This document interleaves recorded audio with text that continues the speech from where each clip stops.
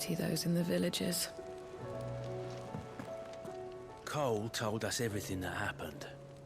It's a bit of a worry that both the Republican and Imperial armies are in disarray, but it was good to hear that the people stood their ground.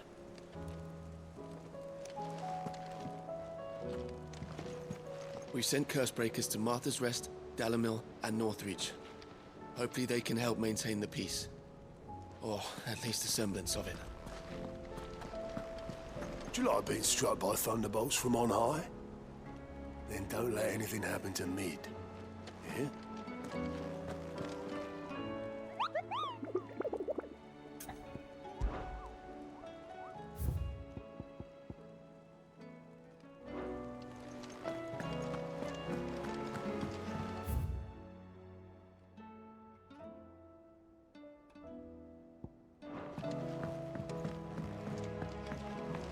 Did you see that?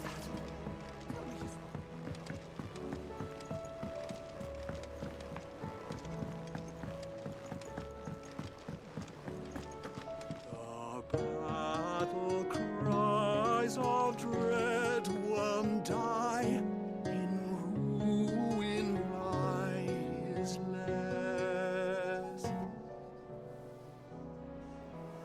as shrinks the glim, so spirits dim, unanswered call oppress.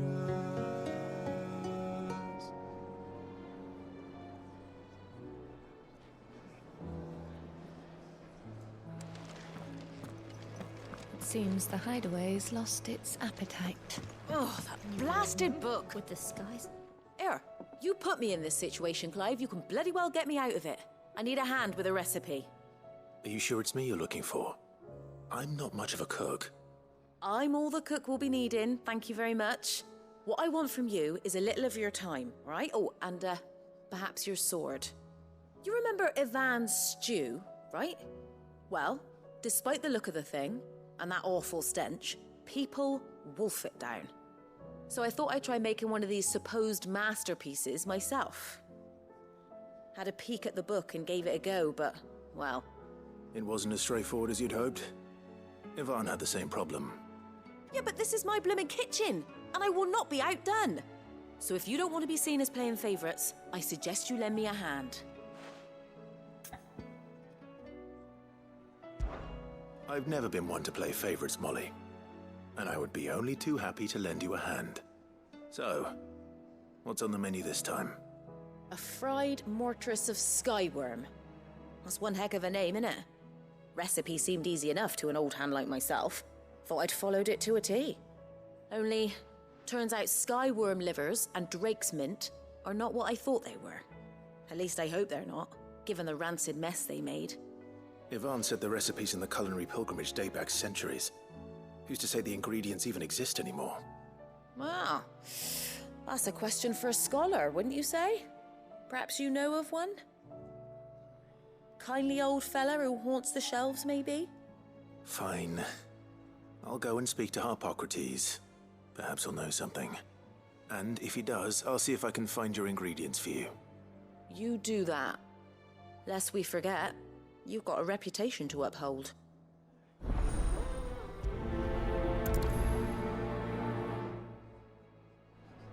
I thought I had it all worked out, but I'm buggered if I know where to find skyworm livers and drake's mint. Best hope everyone's favourite know-it-all can help us, eh?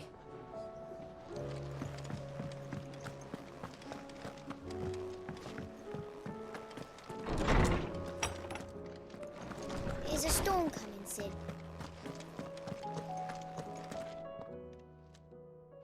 Lawsman Harpocrates. I've come to pick your brain if you don't mind. It's about the book you lent Ivan.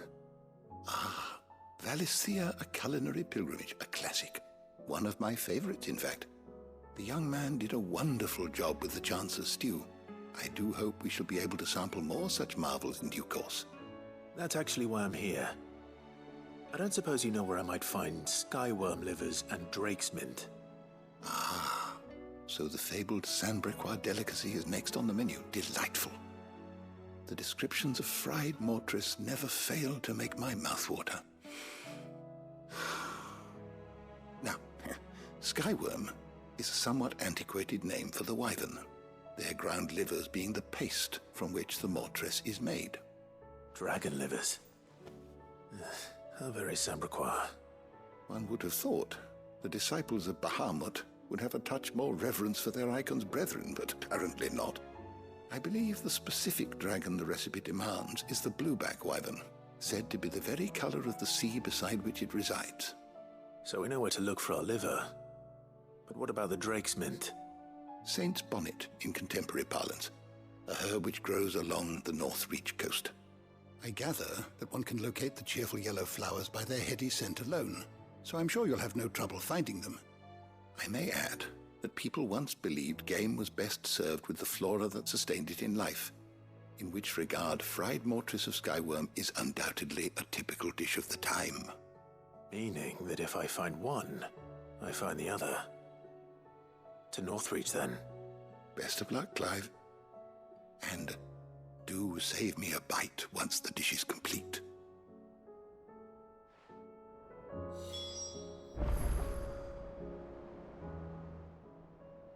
I was wondering when next you'd visit.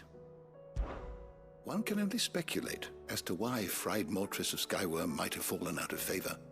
Perhaps the rampant popularity of the dish led to a decline in the blueback wyvern population. Or perhaps fashion is to blame. A sprig of cheerful yellow drake's mint pinned to the lapel was once quite the statement among Sanbreque's fashion-conscious nobility. Regardless, the only place you'll now find both herb and dragon is on the coast near Northreach. Fare thee well, my friend.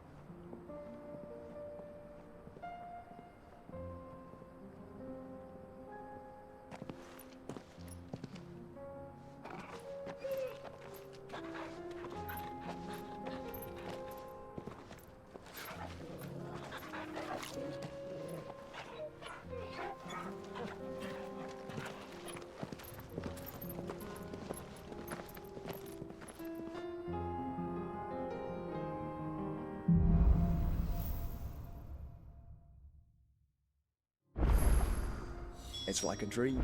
The four of us out walking like we used to. Enjoying this, are you? Gav and the others could be in danger as we speak. You're right. I'm sorry. Yote is a fine scout. If Canville was attacked, she will already have begun gathering information. Tabor isn't far. We should pick up the pace. Torgal.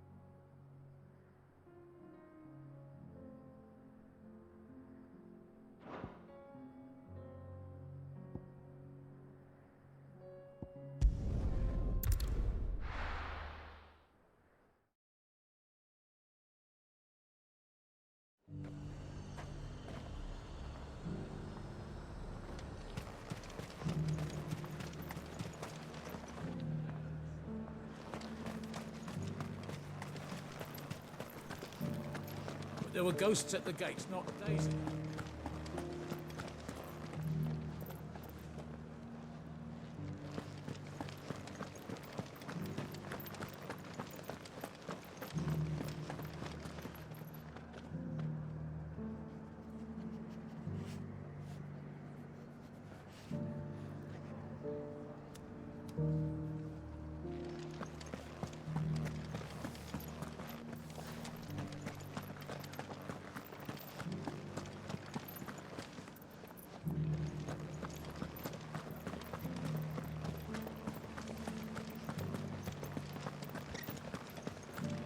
To the meadows, then. That's what I can't.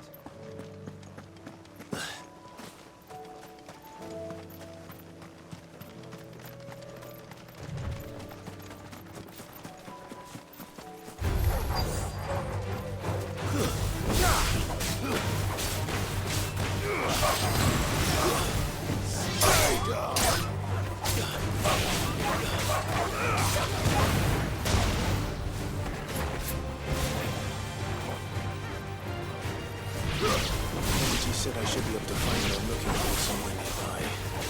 Bright blue dragons and bright yellow flowers. Easy enough to spot.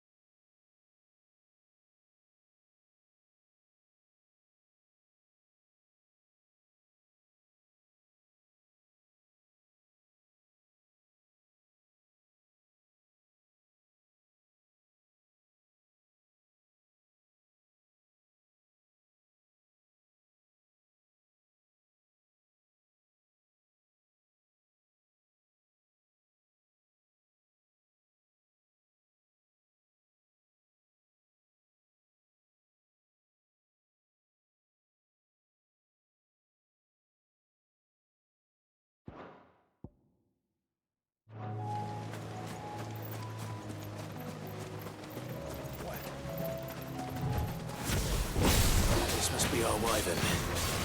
All right. Let's get this over with.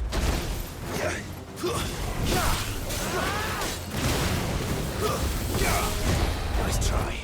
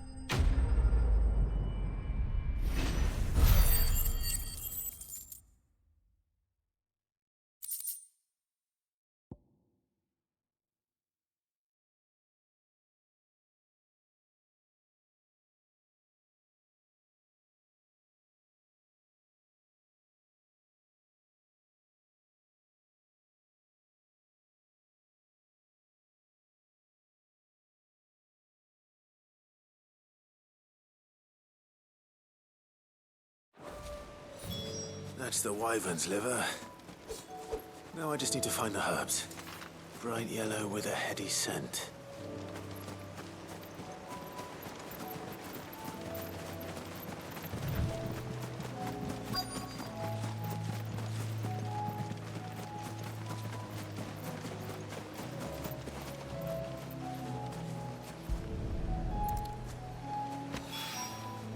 I think that's everything Molly needs to resurrect her recipe.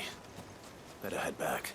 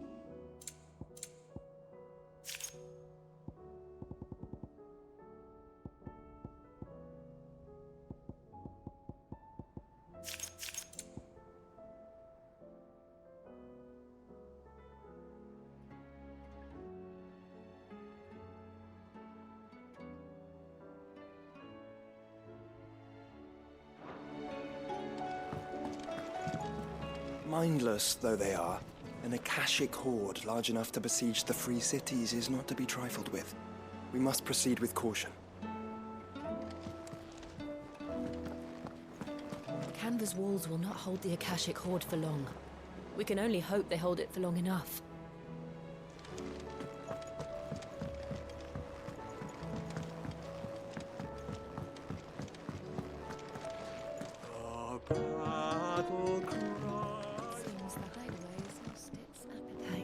So, did you have that word with Tomes then? I did, and he was as helpful as ever. He told me exactly where to look, in fact.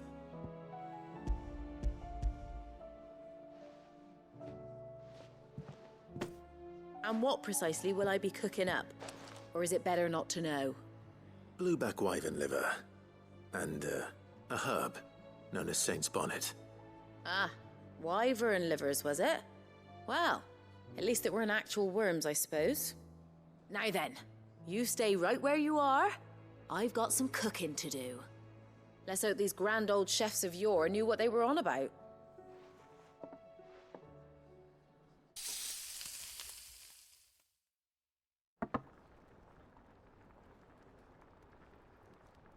And here we have it. Fried mortress of skyworm. Ivan's offered to make sure it's fit for consumption. Well, I say offered. He as good as begged. And rightly so. Is there any higher honor than partaking in a slice of culinary history?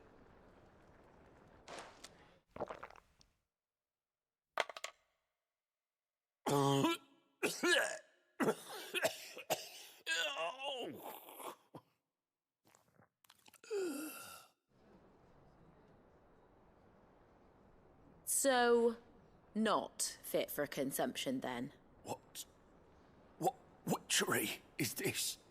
The crackle of the crust gives way to an almost violent richness. Yet, it is the piquant kiss of the saint's bonnet that tames this savage dish. It is a tour de force. A force of nature, even. A maelstrom of flavour and sensation. A graceful beast emerging from centuries of slumber. I think he likes it. Well, I can't quite tell with all that nonsense he's talking. But I reckon you might be right. It was decent then, I take it. Decent? It's remarkable. And I defy any man to say a word to the contrary. Sid, might I suggest that you command a party of your finest men and women to procure a dozen blueback wyverns forthwith? I'll give it some thought.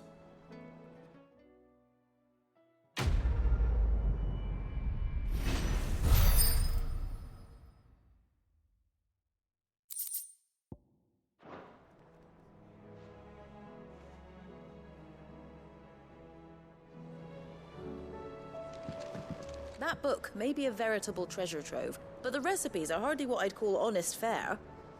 Oh, who needs honesty when they can have majesty? Our companions deserve only the very best.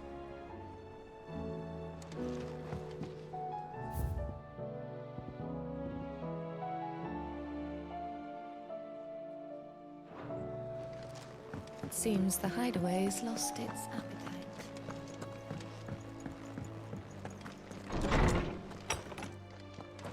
Is a storm coming, Sid? Will there be... Sid, perhaps you can help me solve a mystery. I can certainly try. Who's gone missing this time? It's not who, but what. Mid's scales, the ones she made for her workshop. I borrowed them to teach the little ones about weight, and shortly after the lesson, well, they vanished. My first thought was that they'd taken them off somewhere to play, but when I asked, they swore they had nothing to do with their having disappeared. Which almost certainly means they had everything to do with it. Perhaps a visit from Sid will jog their memories. I think it just might. Thank you. I don't like to imagine that my pupils would lie to me. But if they have, I'll have no choice but to discipline them accordingly. They were in the atrium when I last saw them, as always.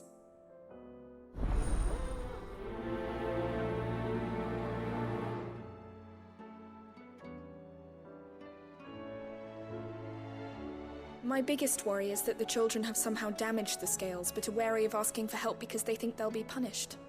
And if I find out that's the case, I swear I'll take the switch to every last one of them.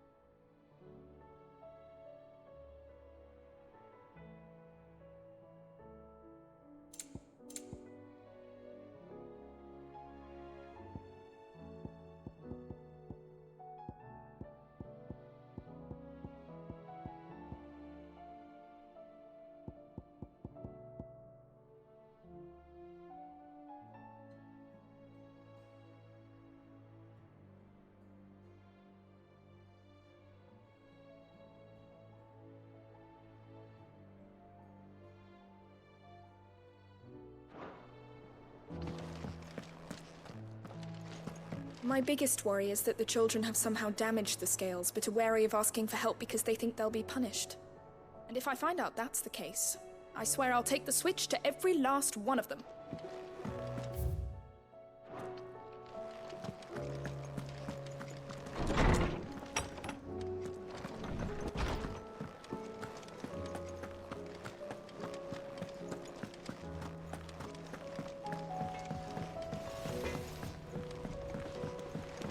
Round and round the city clock, the wyvern chased the eagle. The birdie stopped to catch his breath. Down came the eagle.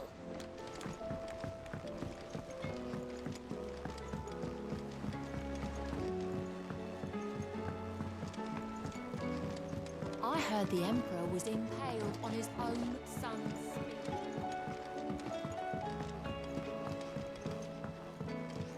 We're all gonna die! You hear me? The Akashic are coming and they won't stop until they've slaughtered every single one of us!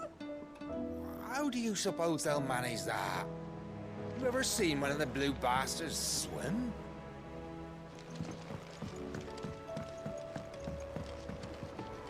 I was thinking I might pen a novel of my own, to tell the story of the hideaway. I change all the names, of course. Well, except for mine, that is. What do you reckon we should do? I say we should just tell Miss Shirley. You'll get us all straight. I'm telling you, I can fix them.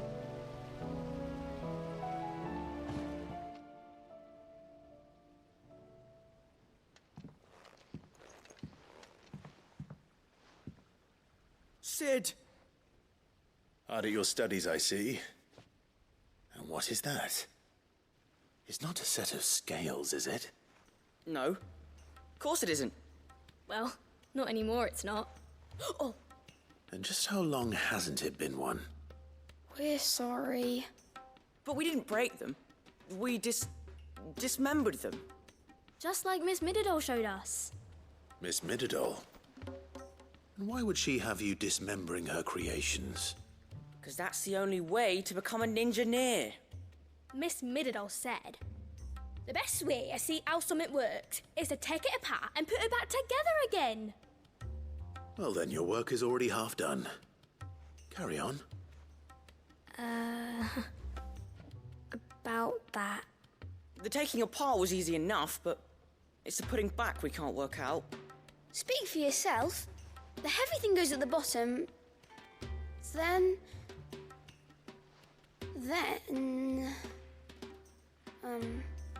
You three need to learn to take responsibility for your actions. So let's have a look at these parts with fresh eyes, shall we?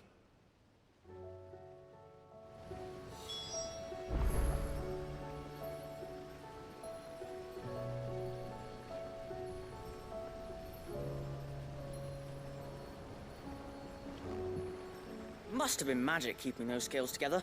It's the only explanation.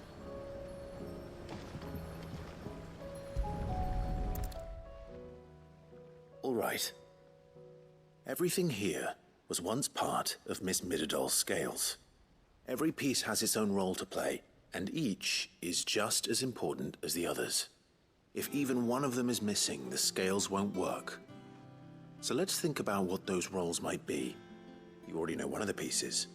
The body. Its role is to support everything else. But what of the others?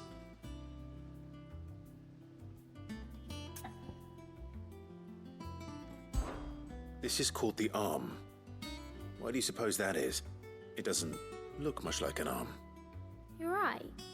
It looks more like a wing. Like a chocobo wing! You've ridden a chocobo before, haven't you, Sid? Will you teach me to ride one day? I'll think about it. Now, what do arms do? Hold things. So wait, maybe this arm holds things too? Good thinking. You're on the right track.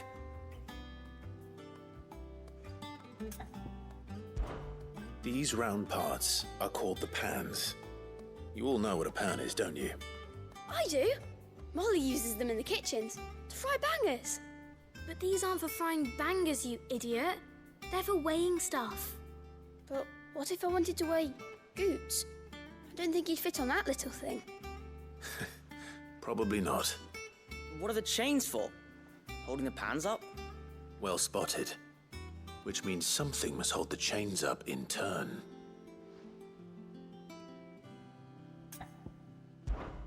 This tiny piece is what's called a cogwheel, or gear.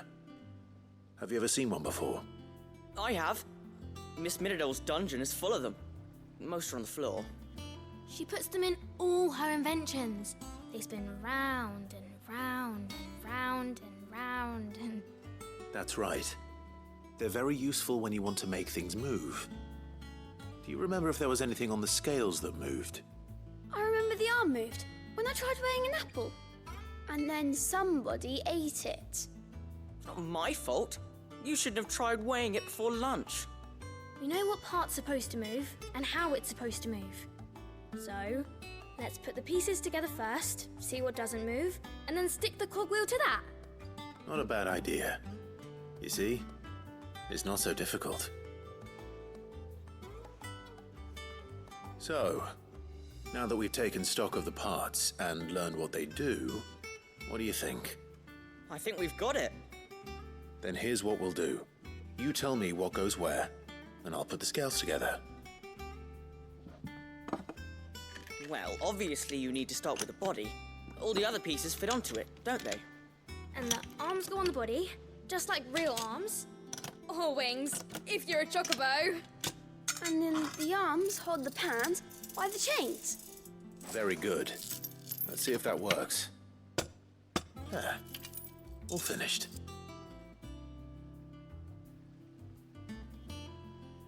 Yes! We did it! Well, with Sid's help. Oh, I just put the pieces together. It was you three engineers who showed me how. That's right. We're Miss Midadol's hairs. Her hairs? Yeah, hairs for the future. She's showing us her secrets now, so we can help out the hideaway when we're older. What do you think, Sid? Are we almost ready? With a little more help from Miss Midadol and Miss Shirley, I'd say it won't be long at all. You hear that? It won't be long. Until then, though, do try to be honest with Miss Shirley.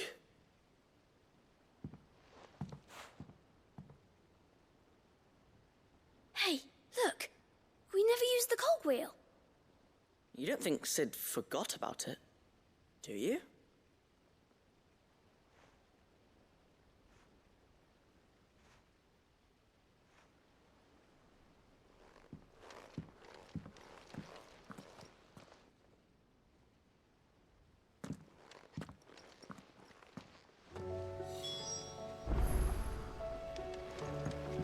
Didn't happen to forget anything, did you, Sid? Didn't happen to forget anything, did you, Sid?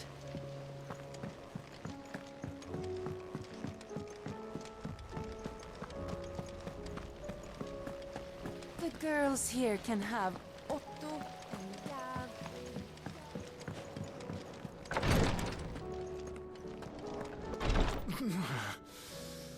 I'm getting too old for this. I can hardly lift my arms. You know how I feel about this, but your brother's stubbornness knows no bounds. I'm starting to think it runs in the family.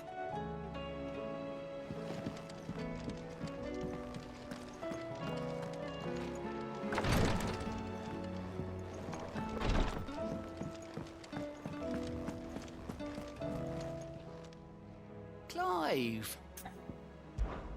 Quick look. Think you can help?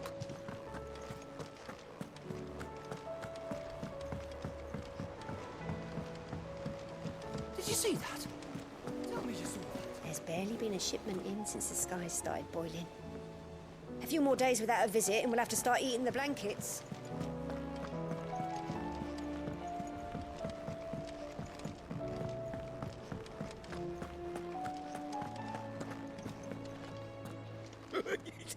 Ivan's newest dish.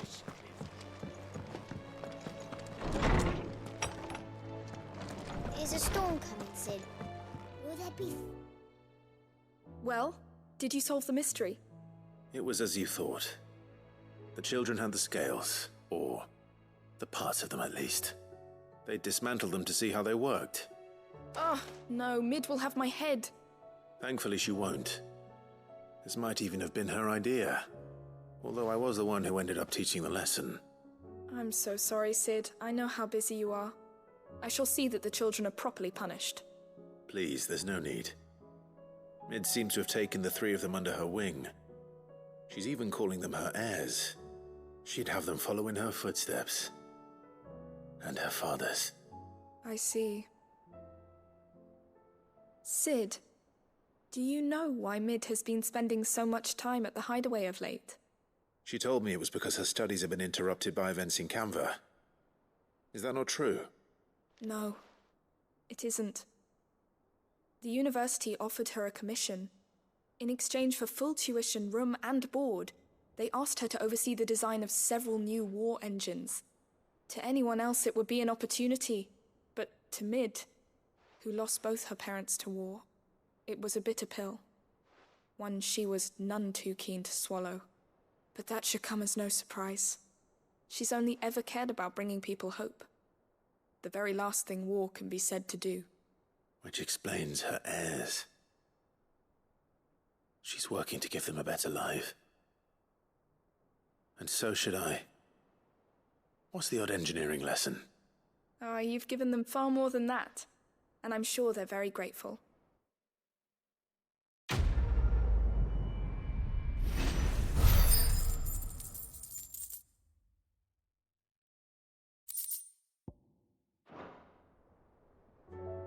If Mid is teaching my pupils her secrets, I suppose I should brush up on some of them myself.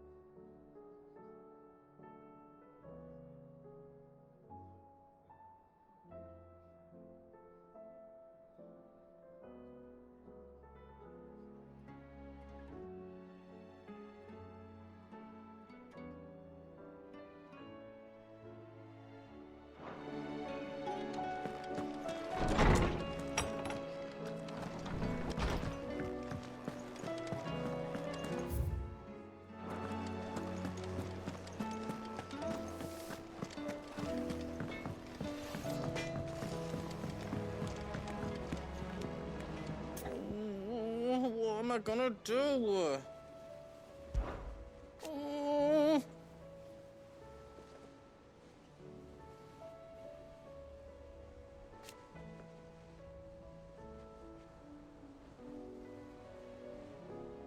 but no more.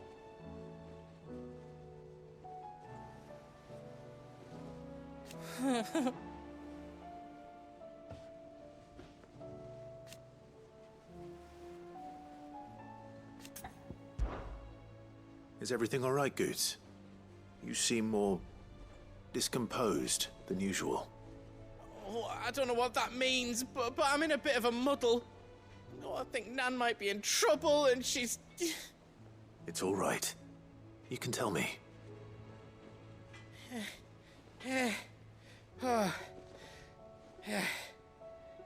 There was a trader came by. One of our usuals, like. Said he'd heard some rotten rumours about her down Dallimil Way. Folk are saying she's been selling to bandits and cutthroats and that. I mean, she's fond of a chance to make a coin or two, aye, but she'd never do business with baddies. Especially not the kind who go hurting people who haven't done out. I wanted to ask her about it myself, but I'm scared she'll give us a tongue lashing. She'd never give your tongue a lashing, though, would she? Don't worry. I'll speak to her. Oh, thanks, Clive. You'll let me know what she says, won't you? Of course. I'm sure it's all just a misunderstanding.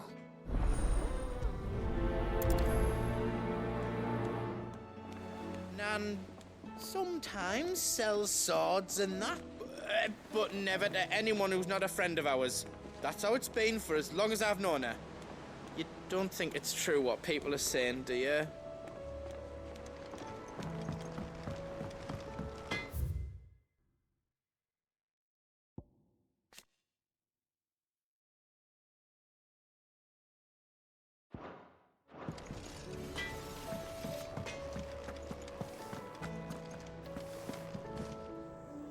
Lady Karen, how's business? Not nearly as foul as the weather. You're doing good trade, then? Both in and out of the hideaway? Can't complain. Wait, what exactly are you getting at? Not once in 5 long years do you pay my affairs half a care, but here you are today, raking me over the coals like a bloody popoto? Just asking. Out of interest. All right. I'm here because I was told that certain rumors have been circulating. About you selling weapons to brigands. Oh, are you? And who was it who knows me so well as to tell tales of my evil exploits? I didn't exactly hear firsthand. All I know is that someone in Dallimil has been spreading word to that effect. And what? You believe it? You think I'm profiting off the blood of innocents, do you? Look, I've done things I'm not proud of. Might be there were a time when I turned a blind eye to the wretchedness of the world so I could line my pocket. But that woman is no more. And you'd know that if you'd ever paid the slightest bit of notice. You're right, Lady Karen. I apologize. It was wrong of me to doubt you. Aye, it was. Now, I reckon you've got better things to do than pointing your do-gooding finger at a poor old woman. Of course. Good day.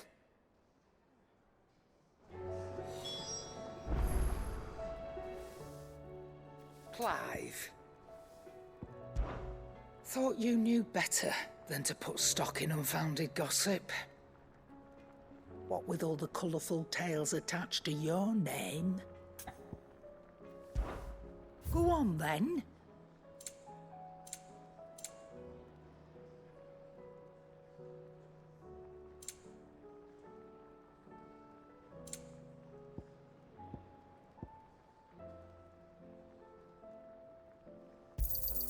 It'd better all be here.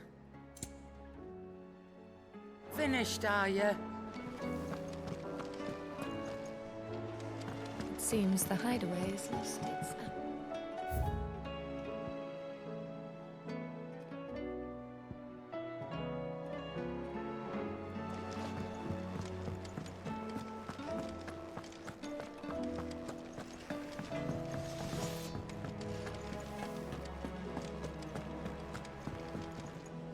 What can I get you, Sid?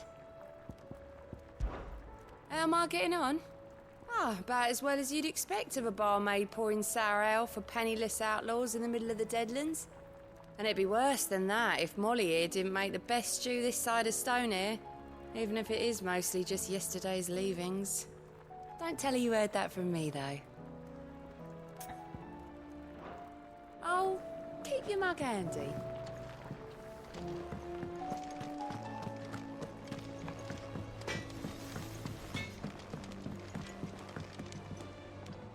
I spoke with Lady Karen. What did she say? That the rumors were unfounded, and that I was a fool for thinking they might hold any truth, along with some other things that made her feelings clear. And while it sounds like she may have done things she regretted in her past, she says those days are behind her. Oh, well, that's good. I knew Nan wasn't caught up in out bad. But why would people say she was? What did she ever do to them? It's not right. No, it's not. But people do things for all sorts of reasons. Perhaps we'll never know. Well, I'm going to find out. That trader, he said they were all talking about her in Dalimil. So that's where I'm going. I'll find someone who'll tell me, you'll see. Are you sure that's wise? Whoever's spreading these rumors means Karen ill. Oh, right. But that's why you'll be coming with me, isn't it, Clive? I suppose it is. I'll find out who's been making up lies about poor Nan, and when I do, I don't know what I'll do, but it won't be pretty.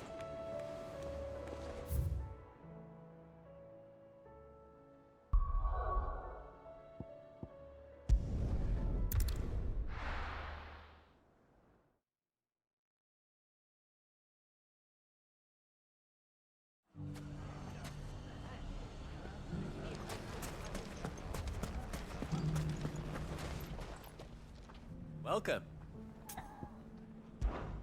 My comrades and I...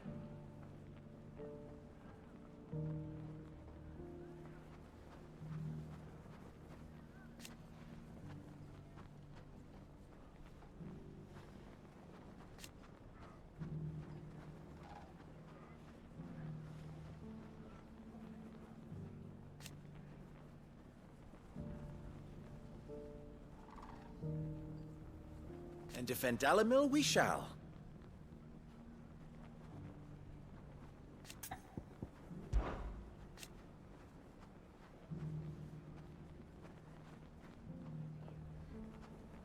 I always knew.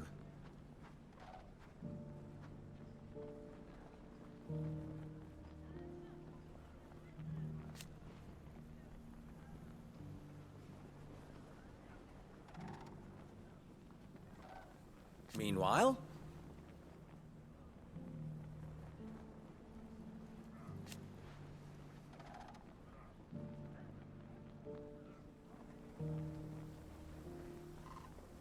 proof, if any more were needed.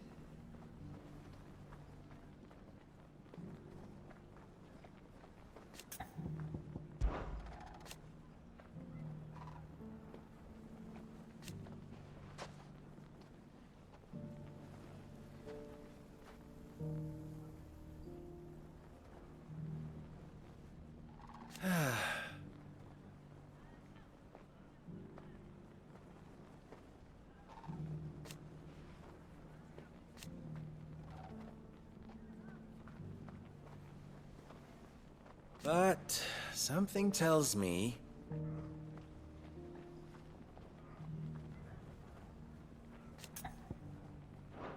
if you see any bandits on the road, you know what to do. Dalimil's saved. and with our steel. Those bandits were on the receiving end of some quality craftsmanship.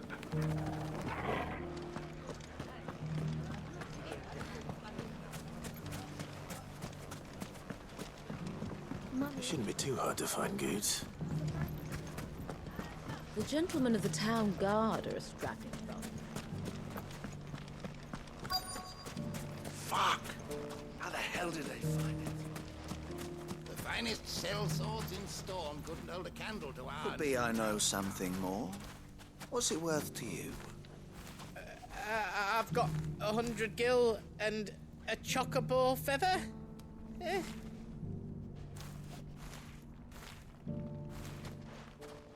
Clive, listen! I found someone who says he's heard the rumours about Nan. Have you? Go on. Tell him what you told me. All right. It's like I said. A wizened old crone by the name of Karen's been selling steel to whoever'll pay her price, be they knight or knave. Says the more swords and spears she puts in people's hands, the more war they'll wage. And the more war being waged, the more call for swords and spears. And who will they all turn to keep them in steel? Why, the good Reaper herself.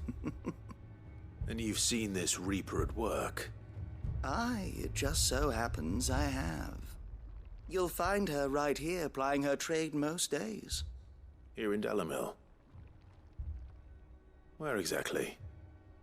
She has a stall here in the market, but if you're not the patient type, you can probably find her at her storehouse on the edge of town. But it'd be a bolder man than me that braved that particular nest of vipers. Feeling bold, traveler?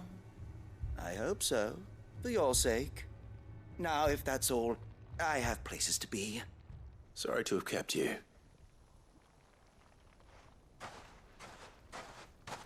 You don't think Nan's the Reaper, do you? Not unless she's discovered the secret of how to be in two places at once. Eh? What do you mean? Lady Karen hasn't left the hideaway in weeks. So who has been running this stall he spoke of? Good question. I'll go and have a look. And I'll visit this storehouse on the edge of town. All right, but be careful, Clive. You too, Goots.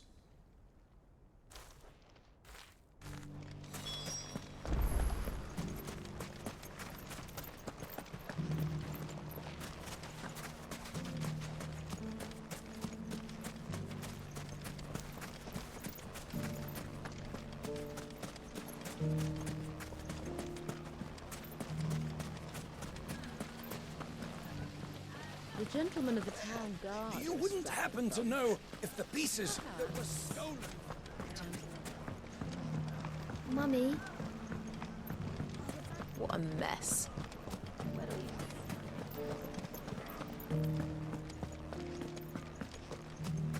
You fought very bravely. The safety of the town is in our hands.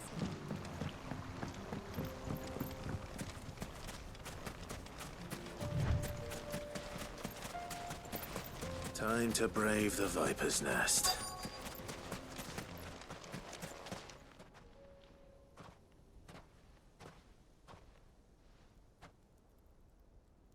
Just you, is it?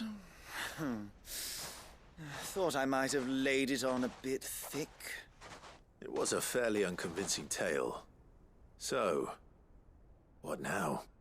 That's up to you. Die a slow death, or a quick one. Boys, he's all yours. But that sword is mine. Now,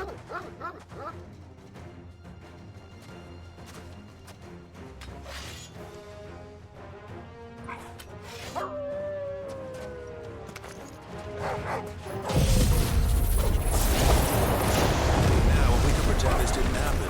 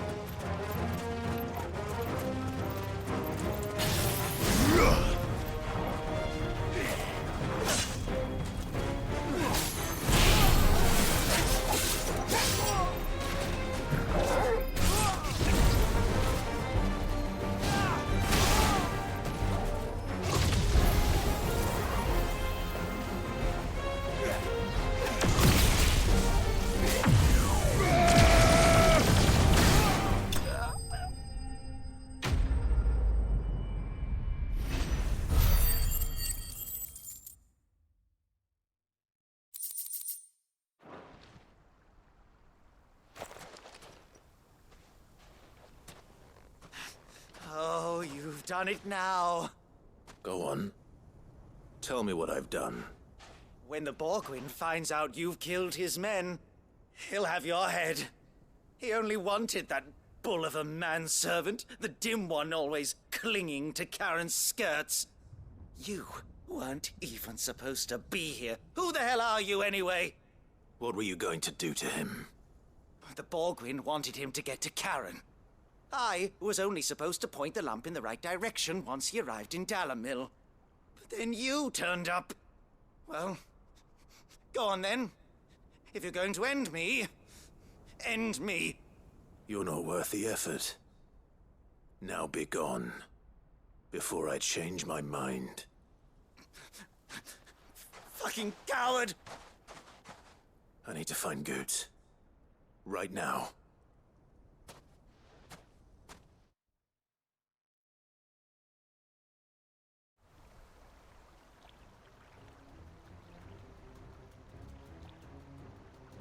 Get your filthy paws off me, you naughty-pated lout! Stop calling me names! And stop spreading them horrible lies about Nan! Well, that will be easy enough. For they are not lies. Every last word is true. And she must pay for her crimes in blood. Lord! Goose, are you all right? He's gonna kill Nan! He said she had to pay in blood! After what she did, it is only right. She ruined my life and the lives of countless others. That loathsome harpy's very existence is a crime, and I will not allow it to continue. Goots, was it? I have no quarrel with you. Only with your employer. Run along now. You need not pay for her sins. No. No? I don't care what she did.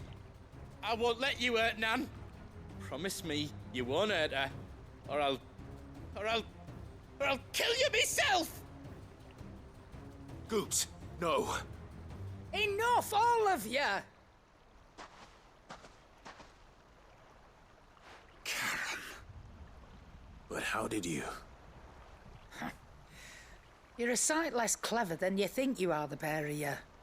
Did you think I wouldn't notice the two of you slinking off together? Well, the whole thing got me thinking, who in Dalimil might bear me a grudge? And a certain snivelling shit I ran afoul of in my fairy years came to mind. Though it was just Bogan back then, wasn't it? I thought the years might have taught you some sense, but I see you're the same pants-pissing craven you've always been. What was it we called you? Wet legs? You bitch!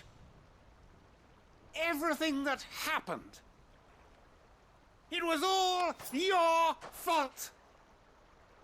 And now you'll finally pay for what you did to me!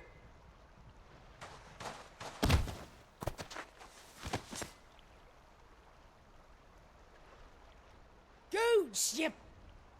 If you want a piece of Nan, you'll have to go through me. Fuck! You great galoot. Out of the way, I can handle this myself. So, wet legs, you remember what you told me when we last met? An eye for an eye. Wise words, Sam. Wise words. And now, it's time to collect.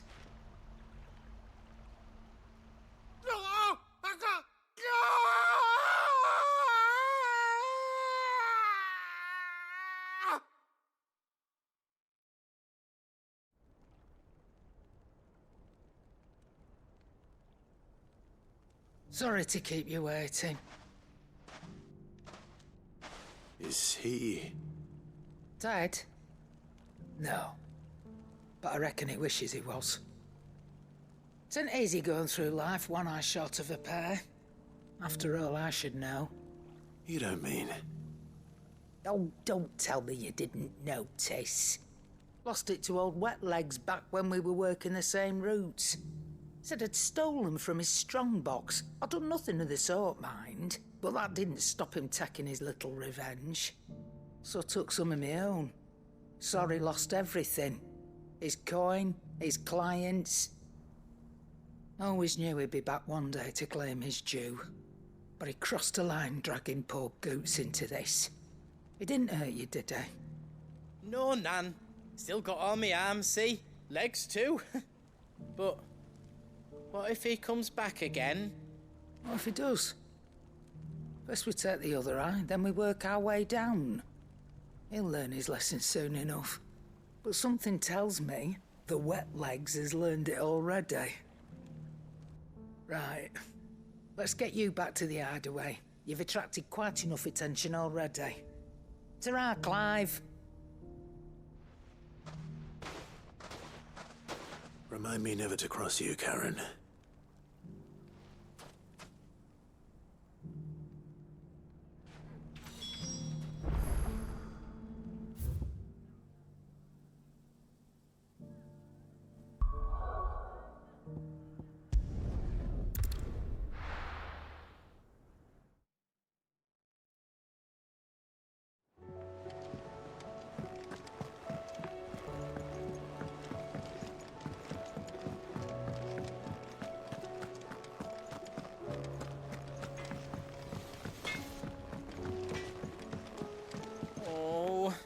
Nan's gonna have me head, isn't she?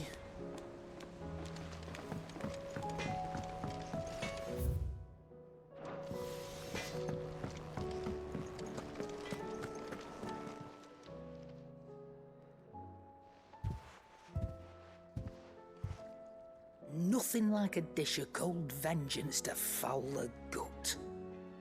I'm sorry, Nan. I didn't mean to make things worse.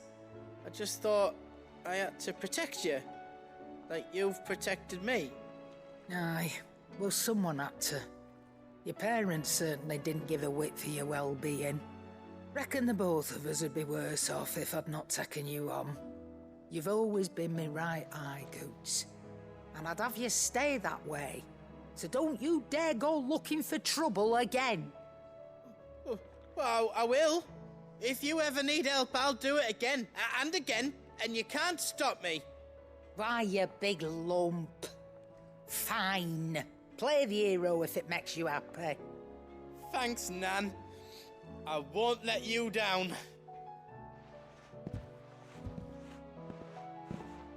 There's nothing he wouldn't do for you. That's as maybe. But if he's ever to make his own way in life, he'll need to start looking out for himself as well. Till then, he'll need people to watch his back, just like you did in Dalamil.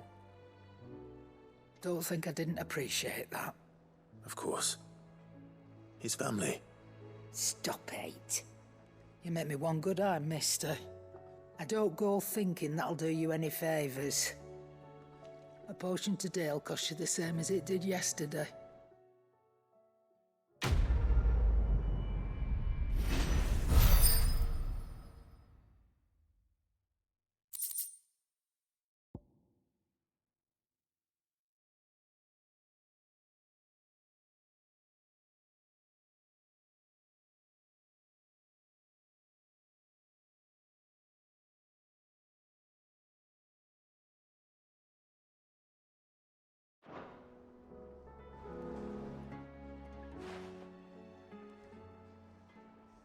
Let me tell you a story, Clive.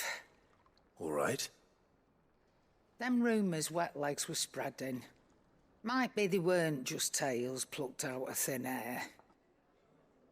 You see, there were a time when I weren't too particular about who I sold steel to, so long as they paid me the right price. Some women lust after blood, others after flesh, but me, I were always one for gold. And to satisfy that lust, I sold to opposing armies, stabbed my every client in the back, made myself the most hated woman in the twins. But then one day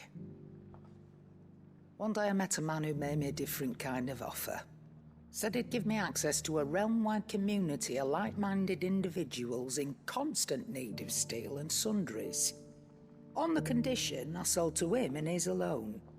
Was that the first time you met Sid? Aye. And I fell right into his damn trap. He was true to his word, so I ended up being true to mine. And I soon started making the best profits I've seen since taking up the trade. And all without aiding or abetting any outlaws. Except Sid himself, that is. Told me about his plan to topple the mother crystals, you know. Said that with them gone, the realm would want for all manner of things. An opportunity for the likes of me to mint gil. Why, I reckon an enterprising individual could find himself the richest dam in the twins. And that's when he had me. I emptied my stores that day and moved into the Hideaway proper. And the rest, as they say, is ancient bloody history. A dozen years on, and I'm still not the richest dam. Not for lack of trying, mind. But I can say that I have never been happier. You've all shown me there are some things more precious than gil. That there are. So don't you go messing it all up, or you'll have me to answer to.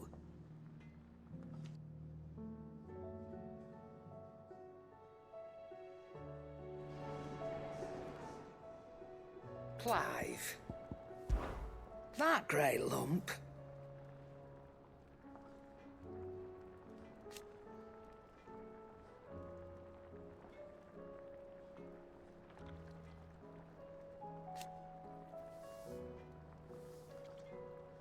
No.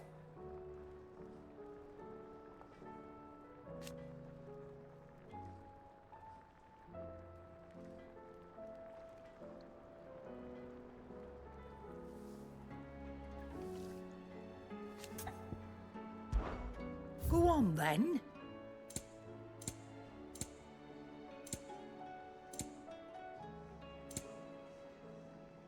Come again. Or don't. I'm not much bothered either way. Did you see the pair that got hauled into time?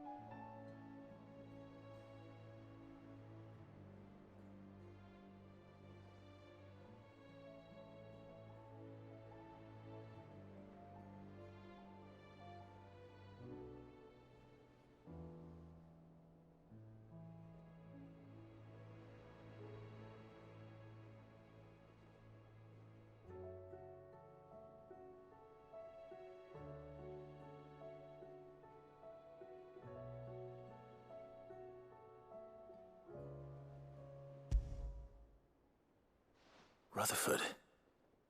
Wasn't that the name of my uncle's manservant? Why would he be at Martha's Rest?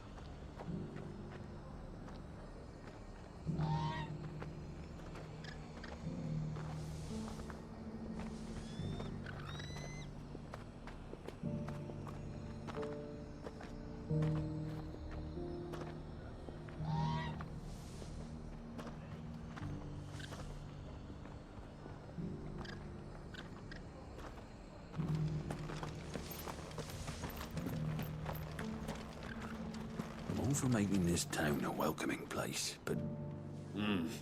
hospitality has its limits. If you're wondering how this place got so busy, blame the ether. Guardians, bearers, folks from all over have come, seeking refuge from the floods, and the poor devils that drowned in them. For us who've lived here since back in Elwyn's day, it takes some getting used to. And sooner or later it's gonna take some sorting out. Inn's full. Don't bother.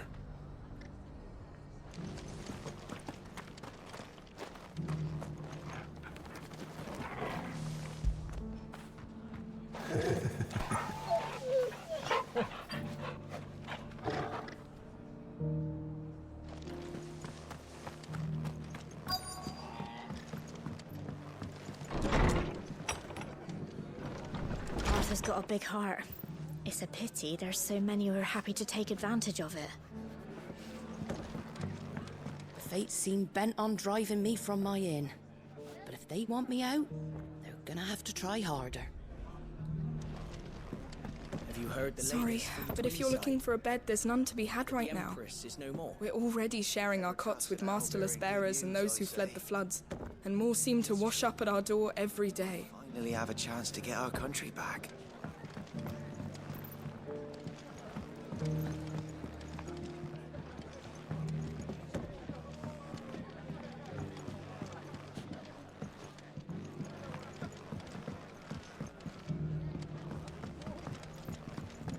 My lord, Marquis, is that you? It is you. Then you received my letter. I am Sebastian Rutherford, chief steward of your lord uncle's estate. Of course. We met once before. Yes, my lord. Thank you for coming. And what was so sensitive that you couldn't put it in writing? 1,000 apologies, my lord. I did not mean to offend. I merely... It's all right. Continue. I am here at Martha's Rest, at the behest of your lord uncle, tasked with learning what I am able of the realm's current state of affairs. And what I have learned is grim. The fall of the Mother Crystals has left Storm in a state of utter disarray. The subsequent darkening of the heavens has only made things worse. Akashic attacks, once unthinkable, are now commonplace. The gears of governance have ground to a halt, and without a steady hand on the tiller, the realm threatens to drift into utter chaos. Your lord uncle, however, believes there is a way to avoid this fate, and is determined to see it set in motion. That sounds like quite the undertaking. It is. Hence my having enlisted the aid of several colleagues serving the 7 high houses. Alas, I have lost contact with 2 of those colleagues already. They are both able-bodied and trained in the sword, yet in these dark times even that may not prove sufficient to keep a man safe on the road. So you want me to find them? I'll need to know where they went. One I sent to investigate the Republic, the other the old Imperial capital of Oriflamme. That doesn't exactly narrow it down. I suppose I'll start in Dalimil and work my way east. Thank you, my lord. I shall pray for your success and safety.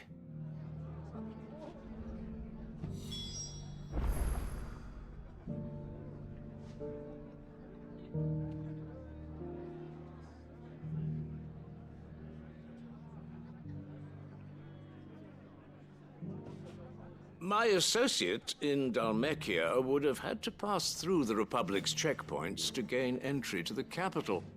Perhaps someone in Dalimil or Tabor would have seen him.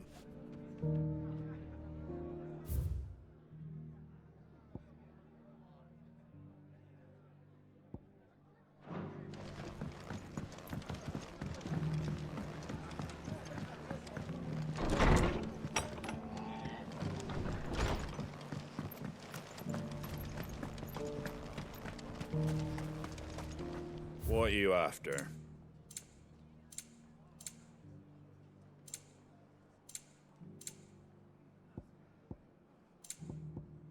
Fare thee well. Just because the heavens have gone to rack and ruin, it don't mean we have to. Now, let's get this stall set out. I've got greens of all shapes and sizes. Colours too. Mostly green though. Martha's bearers have been helping us keep the streets tidy. With all the traffic coming through here lately, we're glad of the help.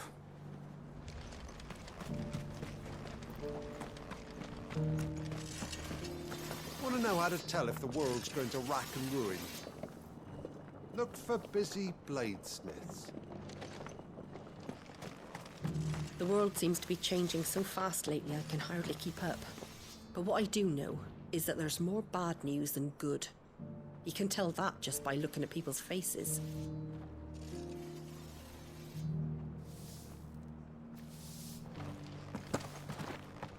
It doesn't still hurt, does it? Oh, 1,000 Akashic jaws couldn't hurt me. I'm a son of Rosaria, after all. A born survivor.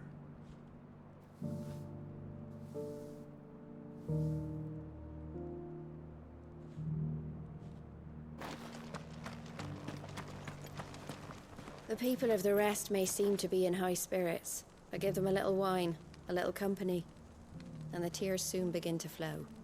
Don't keep your woes to yourself, soldier. Open those floodgates. You'll feel the better for it, believe you me.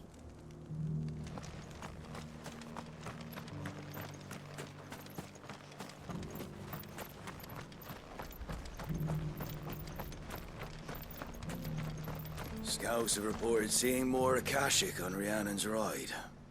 The road to Eastpool. I'll bolster the guard at the North Gate then.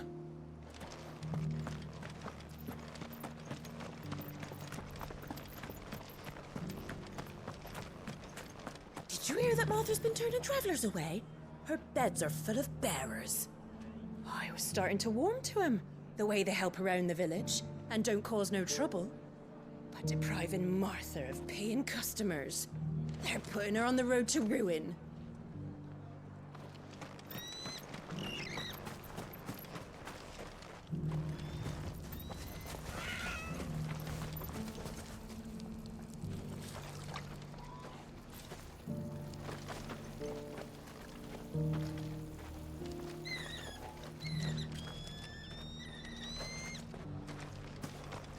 Look, Daddy. Shining so brightly. Isn't it pretty?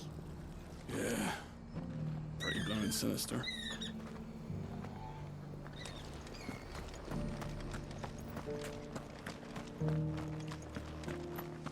I'll build a barricade so sturdy, even a band of Curl Gone Blue couldn't break it down.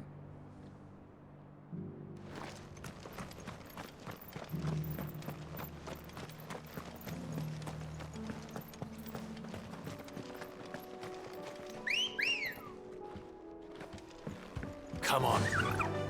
Faster!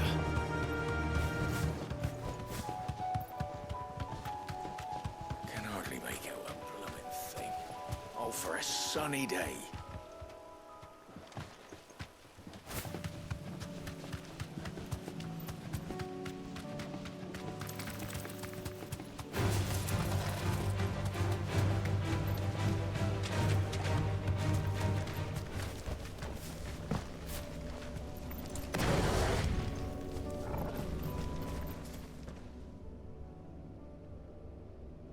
This one's awake.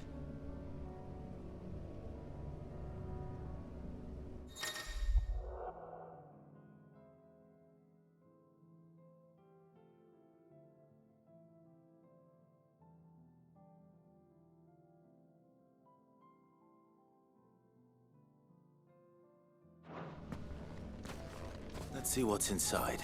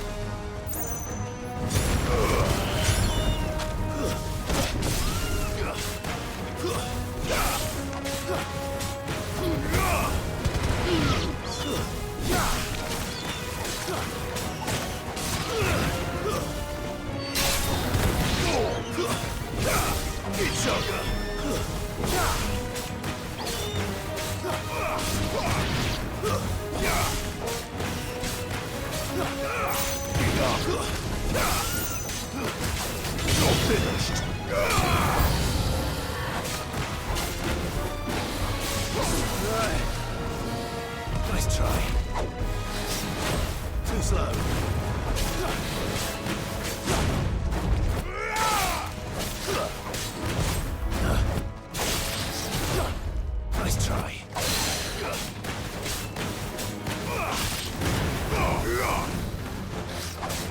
Too slow.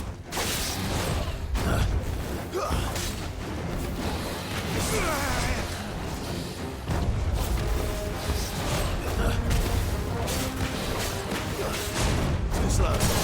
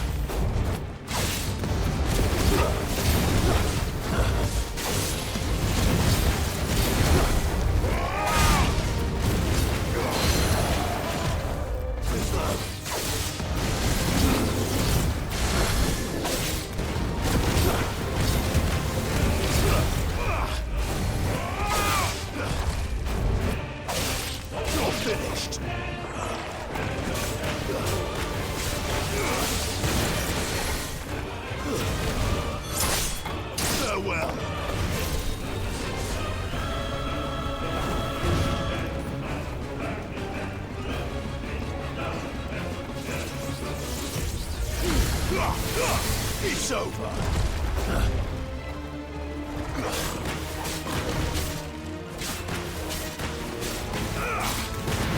Nice try.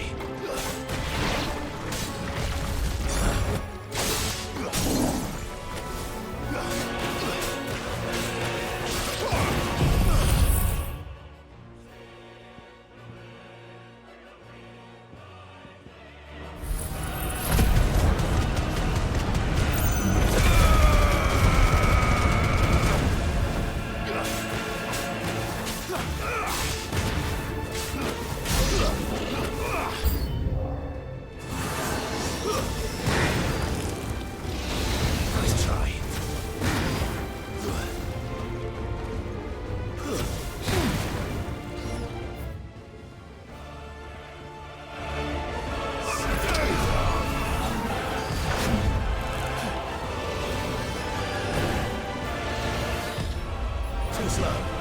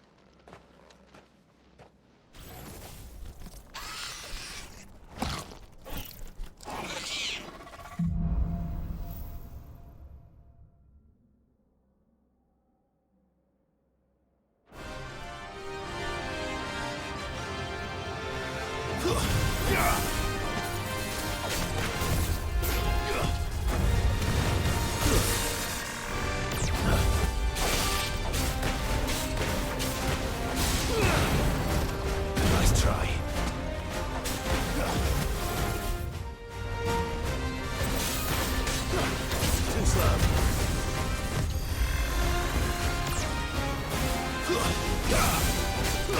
Too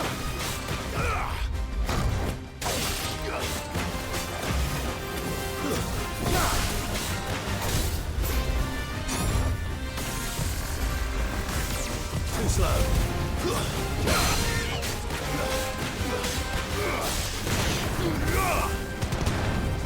Nice try.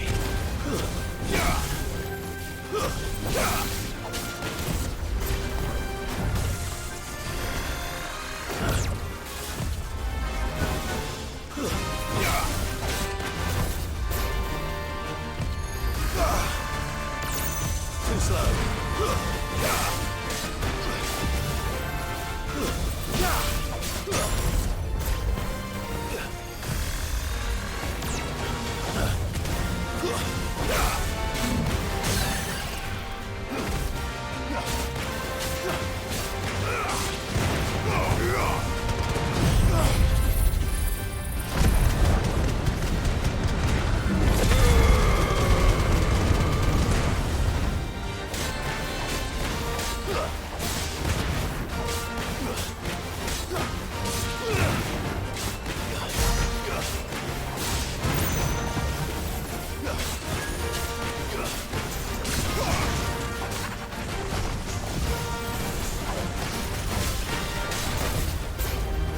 Nice try.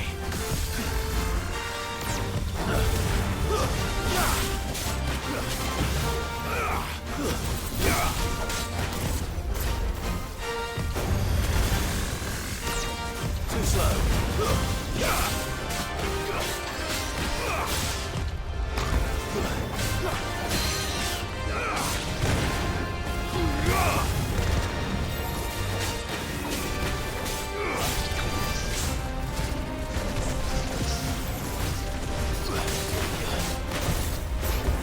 Nice try.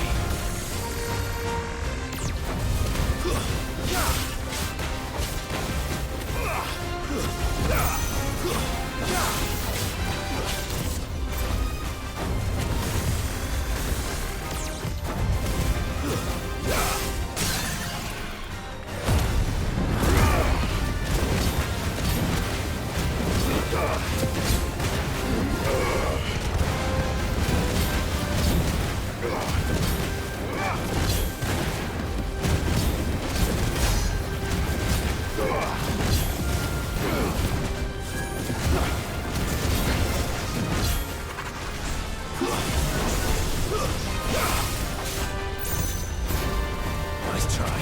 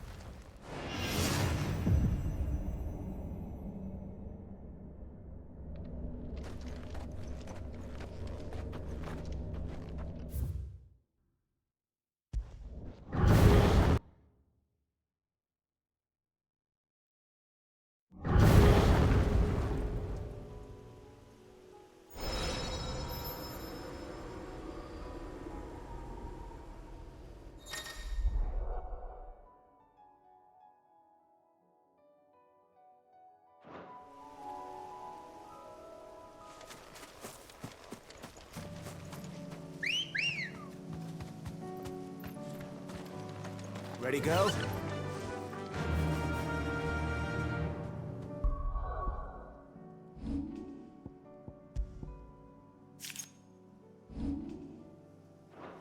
Fly, Ambrosia.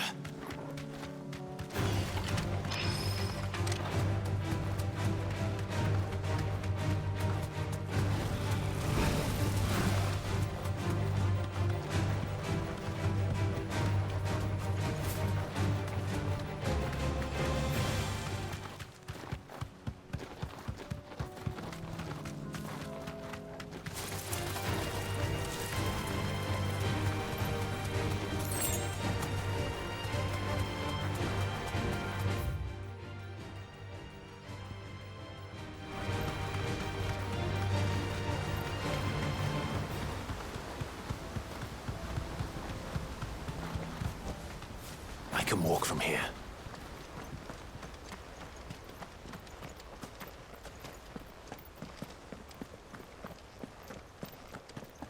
Careful. Damn bandits. You'll regret coming here. Stay down!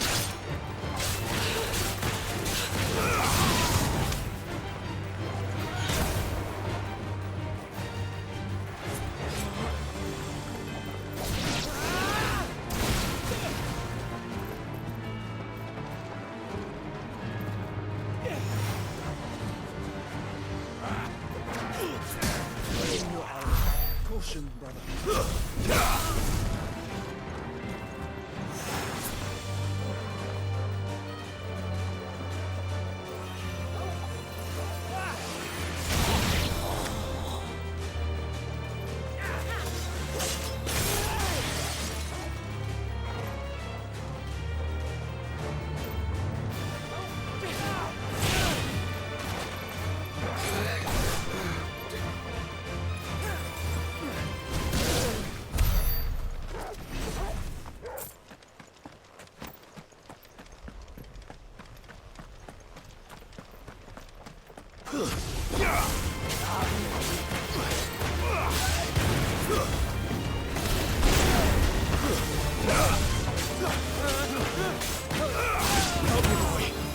Fine how.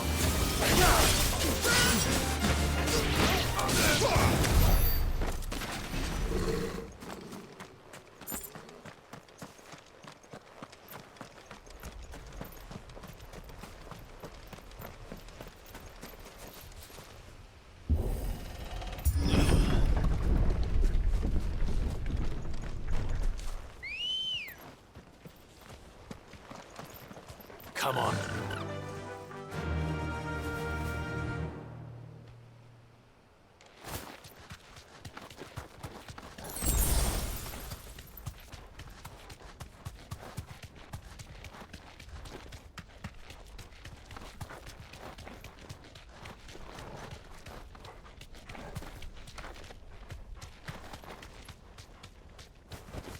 Straight home now.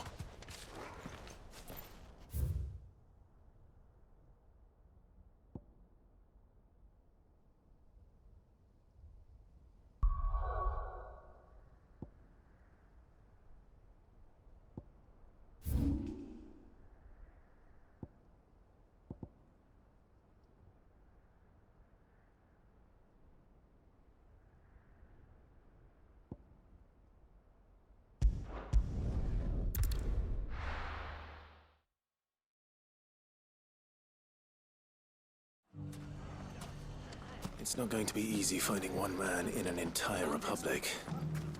Let's hope someone here's seen something. Mummy. The gentleman of the town guard was...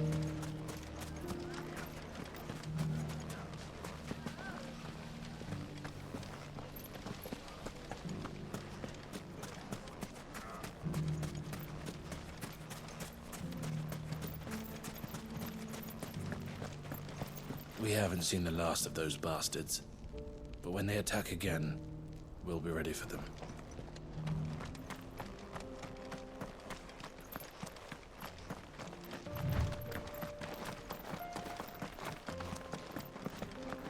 Someone's got himself in trouble.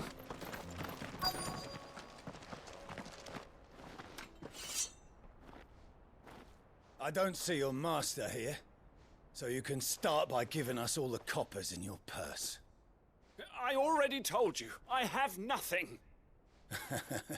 Then maybe we'll take that pretty outfit and the steel you're wearing. Please! These men are trying to rob me! I'll deal with this. Thank you. You that one's master, then? If you'd kindly pay the coin he owes us, we can pretend you didn't draw your blade on Republican soldiers. Or you can go back to your garrison and I won't report you to your captain.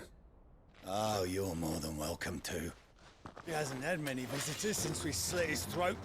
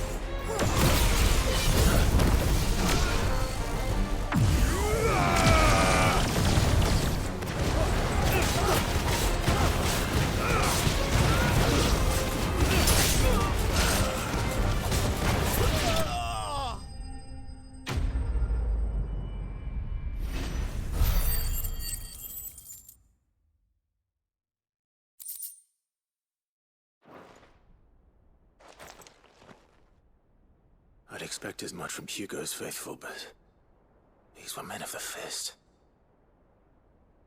Much has changed in the Republican army since they lost their rock. You've seen this kind of thing before, then?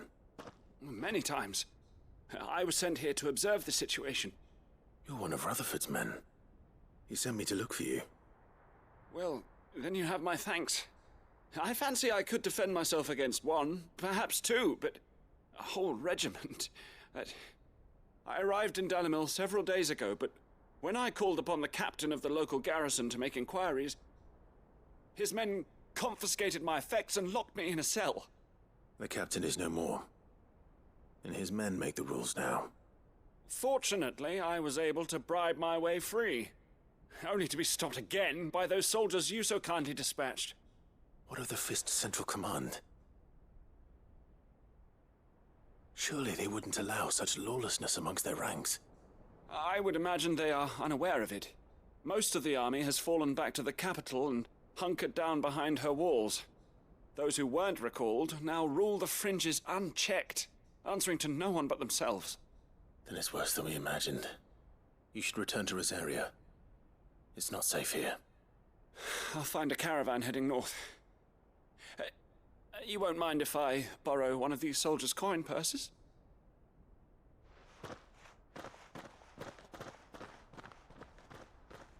Not at all. Now, to find this second associate of Rutherford's. If he was bound for Oriflamme, I'll start at Northreach and see if I can pick up his trail.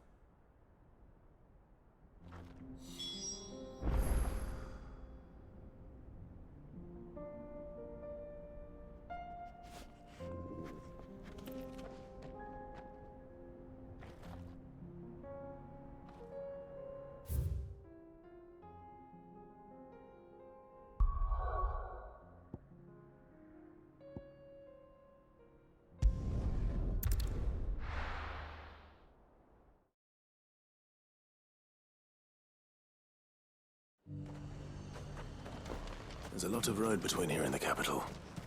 Rutherford's man could be anywhere.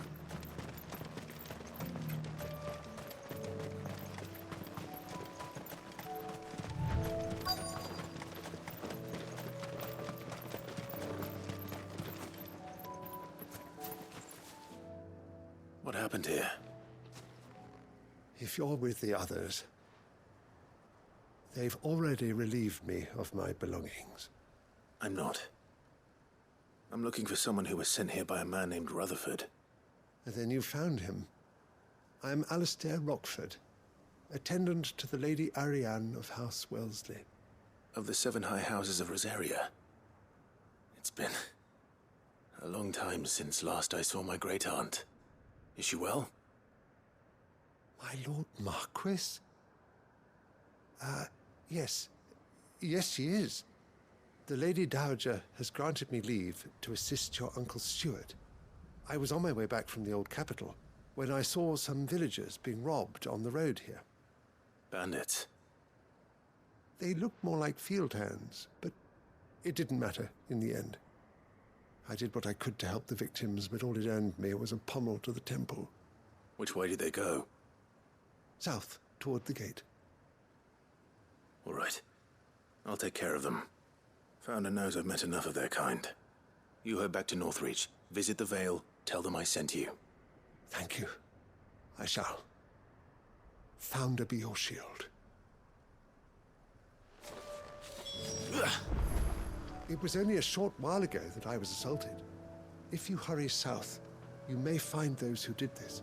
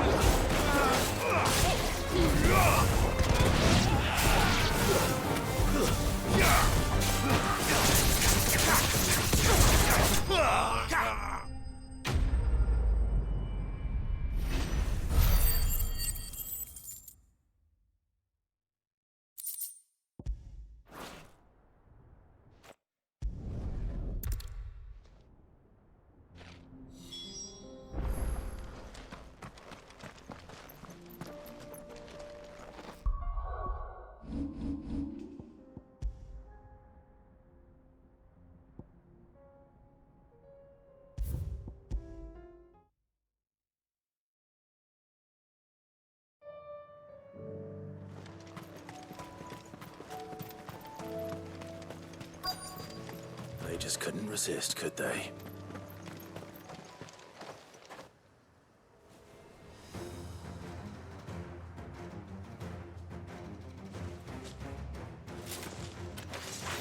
This one's ours, pretty boy.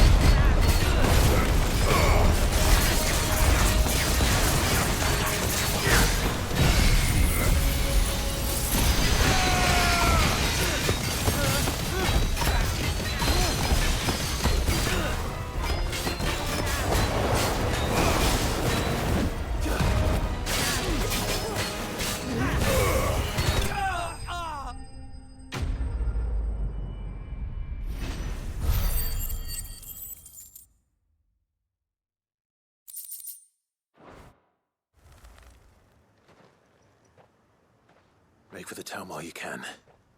There may be more bandits nearby. You don't need to tell me twice. Many thanks, traveler. This looks to be all of them. I thought I told you to make for the Vale. And stand by as ill might befall the heir to the ducal throne. It's just Clive, and I'm fine. Which is more than can be said for you. I will survive. Strange that the garrison wouldn't intervene in such a brazen attack so close to their gates. The garrison have their hands full inside the city. Some days they don't even send out patrols.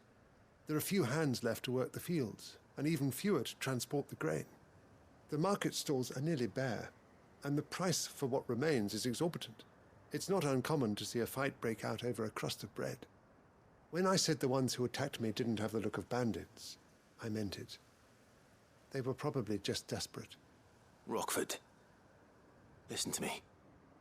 If you are to continue your investigation, you first need to seek the attention of a healer. Of course. I shall return to Northreach right away. But allow me to thank you first. Had you not happened along, Don't thank me. Thank Rutherford. It was he who sent me. I suppose he'll be wondering where I've got to. I shall send a Bistolus as soon as I'm able. Good day.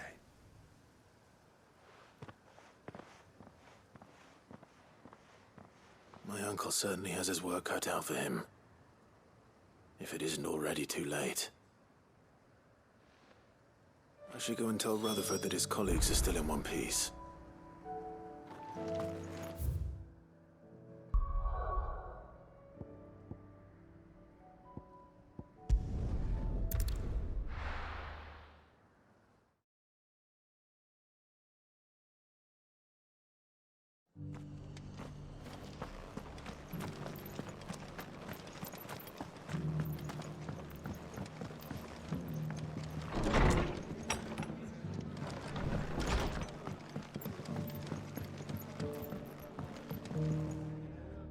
I see you're still here.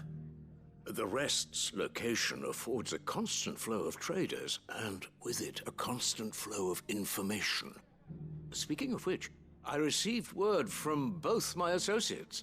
They have resumed their investigations, thanks to you. I only happened to be in the right place at the right time. They both seem to think the realm's prospects rather grim. I am afraid that grim would be putting it lightly. Storm is in crisis, and if we are to free her, we must work quickly. And we must work together. Such is your Lord Uncle's wish. As it is mine.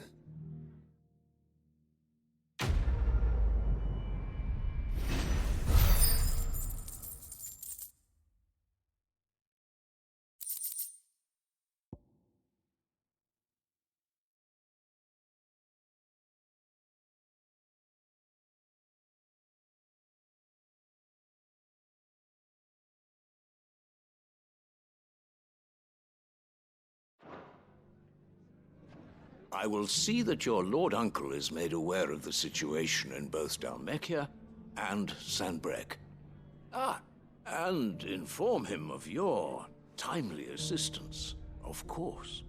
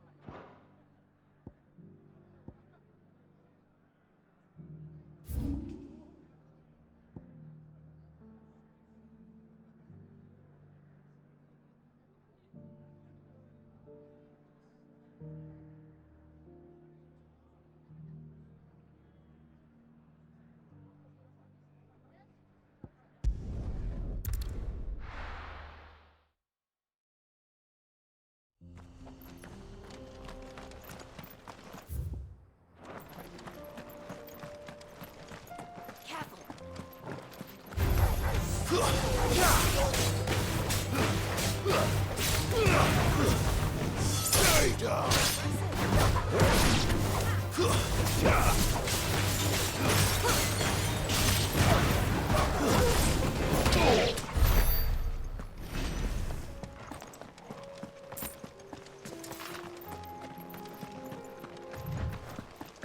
Have care.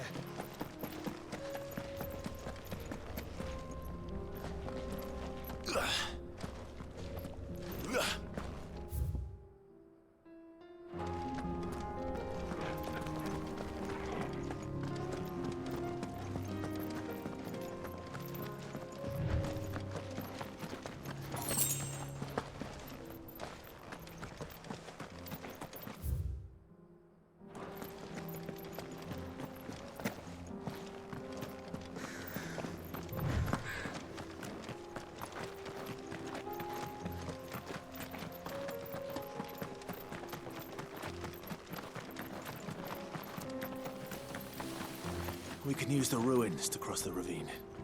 Assuming they would allow it. The Echoes have a will of their own.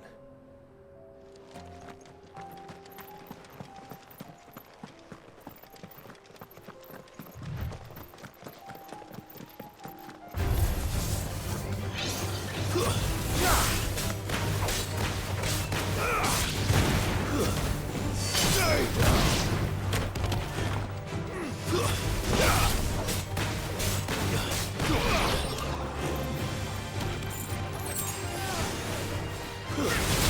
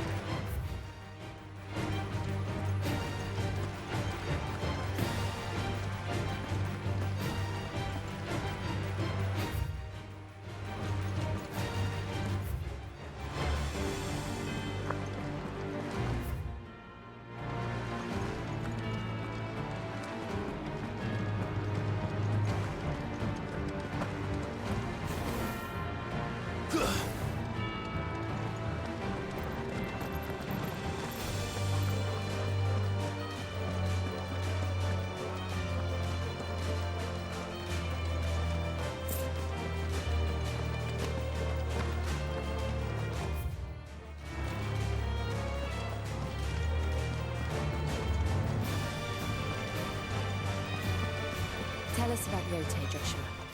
She's strong-willed, loyal, and deadly with a blade. Much like Clive, but with better manners.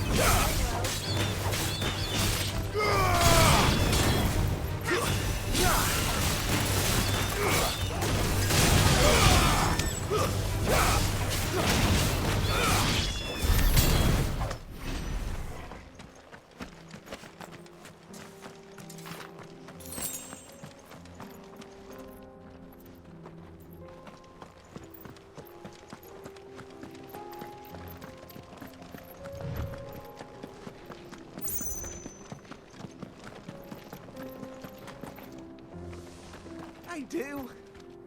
Where are you off to now, then? Bound for the Free Cities, perhaps? Oh, no need to say if you'd rather not. We all have our reasons. Ain't exactly feeling like sharing with strangers myself at the mo. Truth be told, I could do with a bit of inspiration. Don't know which way to turn no more. Was doing a roaring trade back in Oriflamme. Right up until the poor Drake lost her noggin. So, thought I'd try me luck in the desert. Then the Fang went the same way. And don't get me started on the mess in the bloomin' Dominion. Suppose I could try Camber next. But knowing my luck, the old place be crawling with the works before I'd even set out me stall. But as I always say, where there's crisis, there's opportunity. The opportunity to mint Gil, that is. So, where to next? Is there any money to be made in Ash? Do orcs even carry Gil? I do. Where are you off to now, then?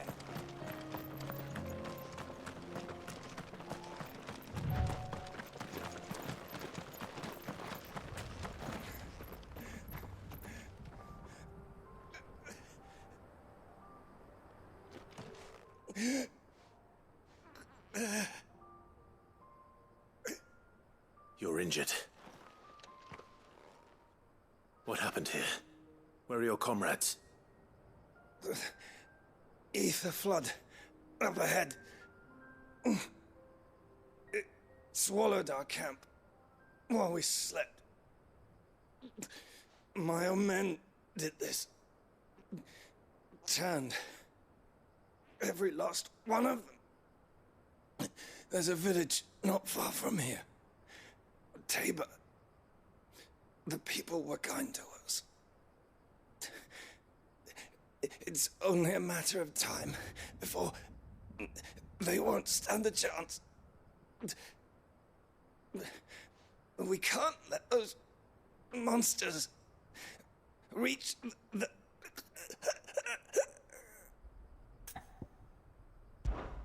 I'll go. You catch your breath. Thank you. Our encampment is up ahead. Just off the track. They must not reach Tabor. Forgive me, Lord Kuka. Rest well, soldier.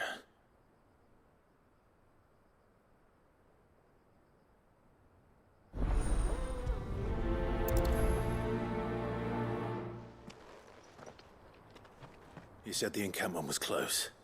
Let's hope the Akashic are still there.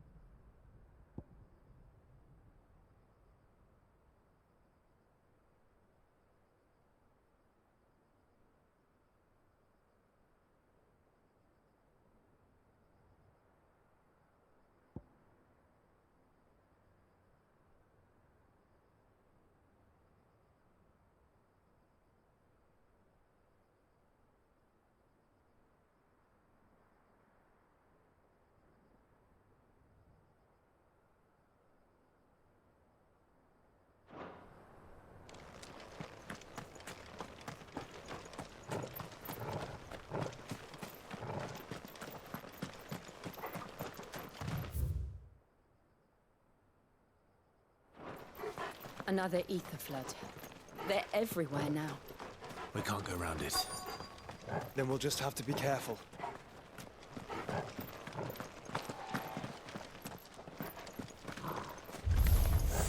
Good.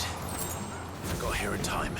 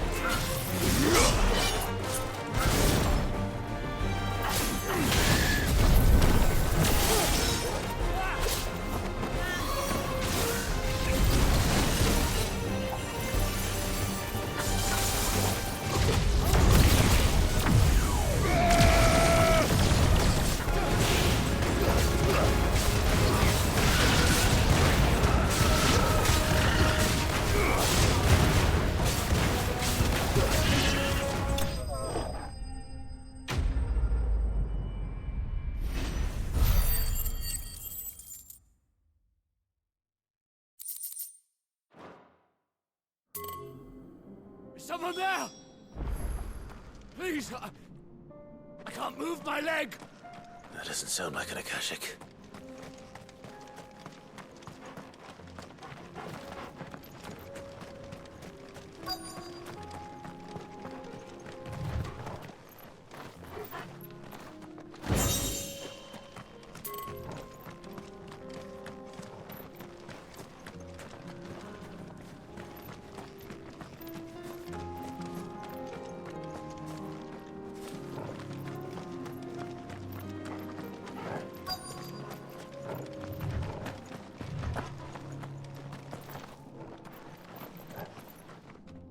You're with the battalion?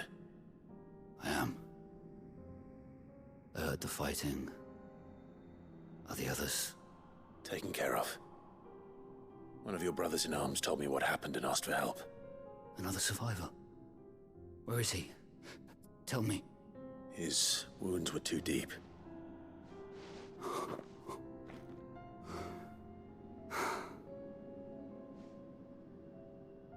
He was right to send you. Those things you slew are no longer my brothers. Tabor is safe thanks to you. Here, you've earned it.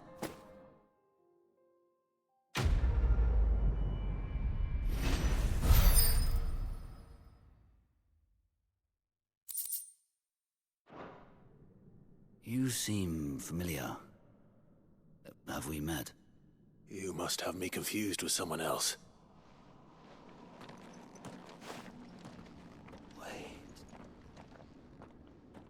That scar. Son of a whore. You're Sid. I was there, in Costness, when you killed my brothers. I was there in Rosalith, when you killed my commander! My war with Hugo Kupka is over. I bear no ill will toward those who followed him. And what of my ill will? Coward! Draw your steel. Lord Kupka shall be avenged! When your wounds have healed and your head has cooled, come and find me if you must. Though I hazard your life would be better spent in service of those who need it. Or have you forgotten your oath to the Republic? My oath? What would you know of oaths? I know how hard they are to keep. Which is why I'm giving you the chance to keep yours. No. I won't be deceived. Lord Kupka told us of your crimes. You are an outlaw. A murderer, not some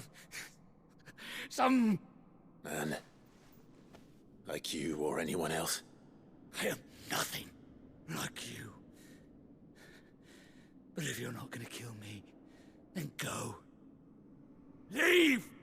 Just know that I will find you, Sid. Someday.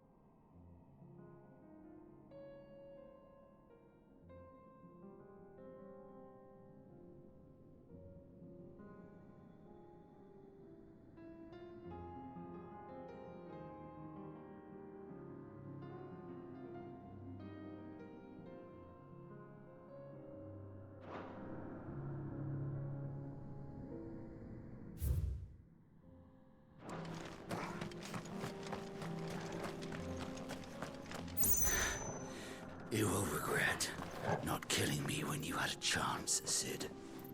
I will avenge my master.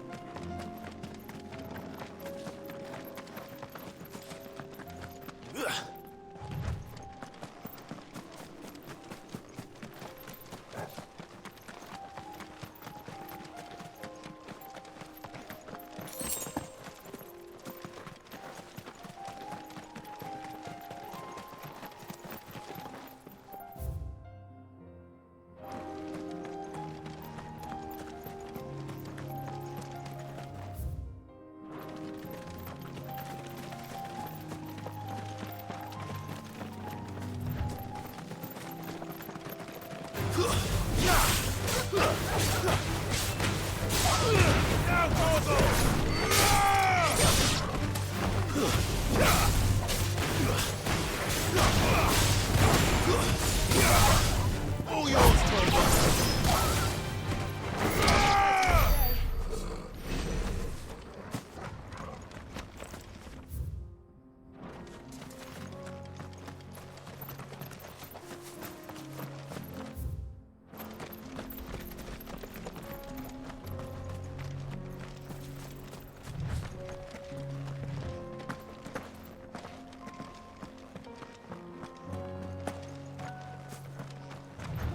We're nearly there. Have you been to Tabor before? There are a few places I haven't.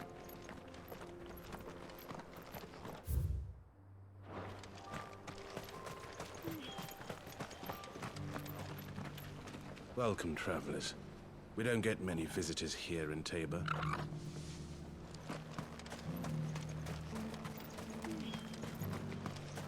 Where now, Joshua? There is a residence just inside the city gates. She awaits us within.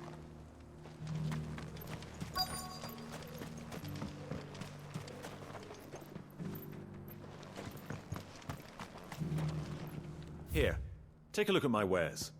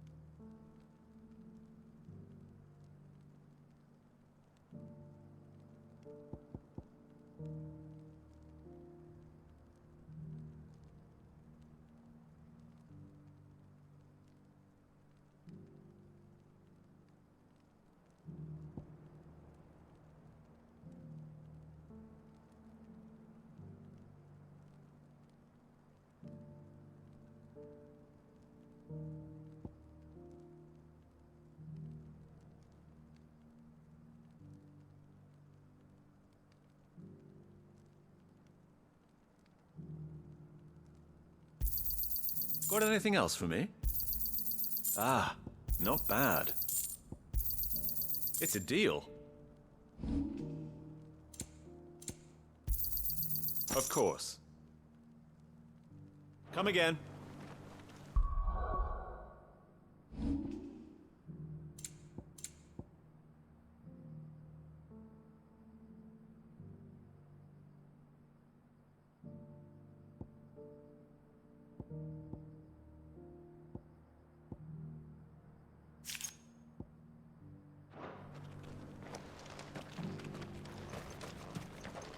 What brings you to our humble village, young man? If it's our artisans you're here to see, then please.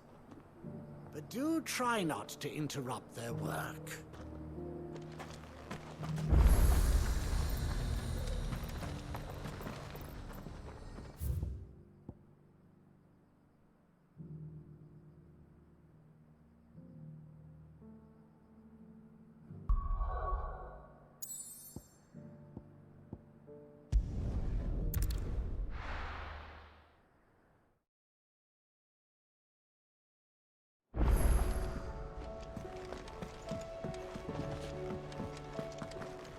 Mindless though they are, an Akashic horde large enough to besiege the free cities is not to be trifled with. We must proceed with caution.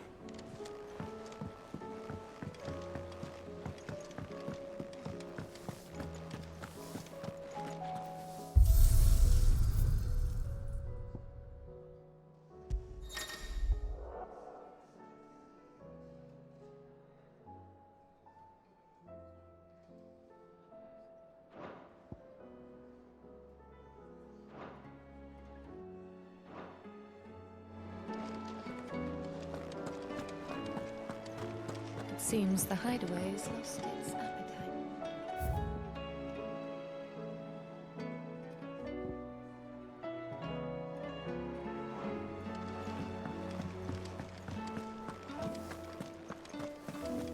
Did you see the pair that got hauled into time?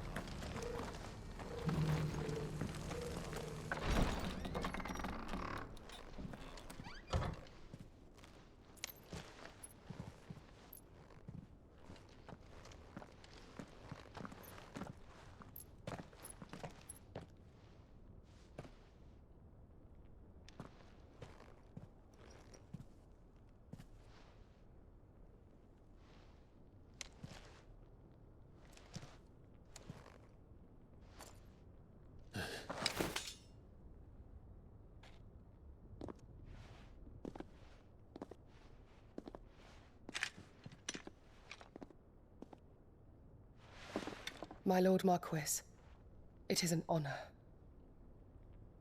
I am Yote, Knight of the Undying, charged with the protection of His Grace Joshua Rosfield, Keeper of the Flame of the Phoenix.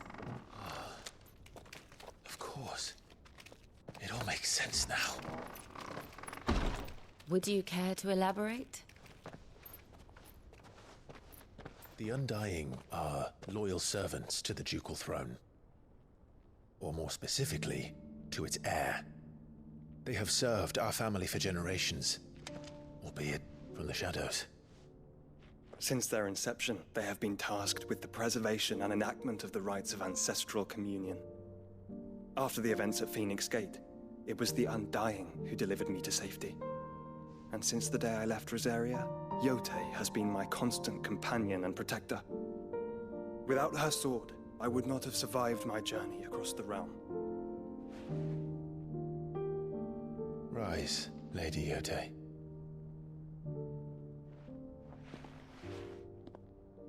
You saved my brother. I owe you a debt I can never repay. I but did my duty. Come now.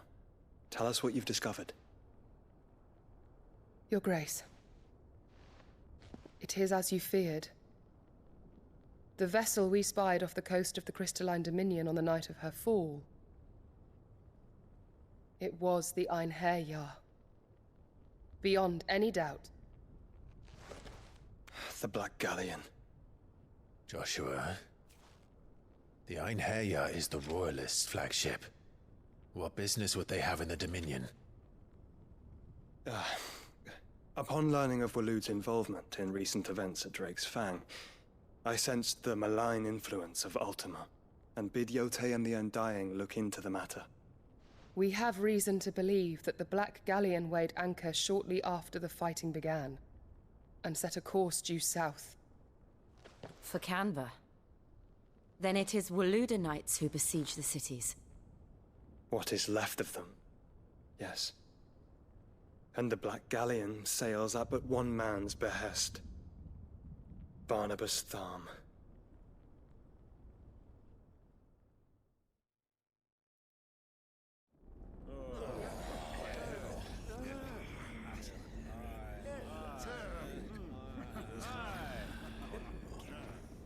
Ugh. But are we truly safe here in the Agora? The city guard have been paid, if that's what you're implying. All the more reason for them to run. Well, you are free to leave, Lord Minister. Markets abandoned, warehouses aflame, blackened hulls choking every port in the capital. Canva is ruined. The realm teeters on the brink of chaos, and all you can think about is commerce! Forgive us. We were not aware Dhalmekia now subsisted on charity. Not quite. How dare you?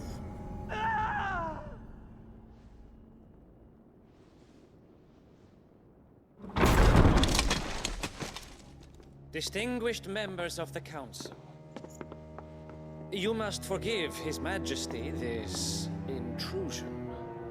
What is the meaning of this? A trifle crowded, but I fear it will have to serve, my liege.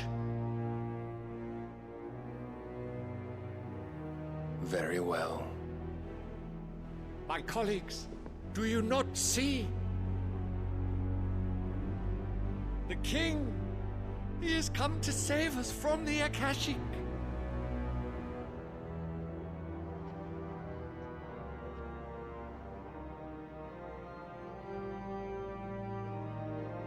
He is a gift from the heavens, divine intervention, our very salvation. And of course, if it is compensation he requires, we would be most willing to negotiate a fair price for services rendered. Fools! Your ignorance unbecomes you. Your Majesty, correct me if I'm wrong, but I would swear that the fiends washing the cobbles of Canva with the blood of her citizens wear the colors of Waloed. Ha! So you do not deny it. Guards, fetter them, and see our guests to the dungeons!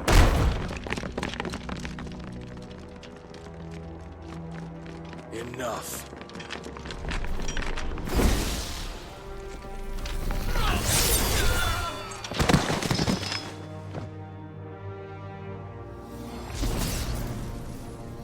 Pathetic creatures.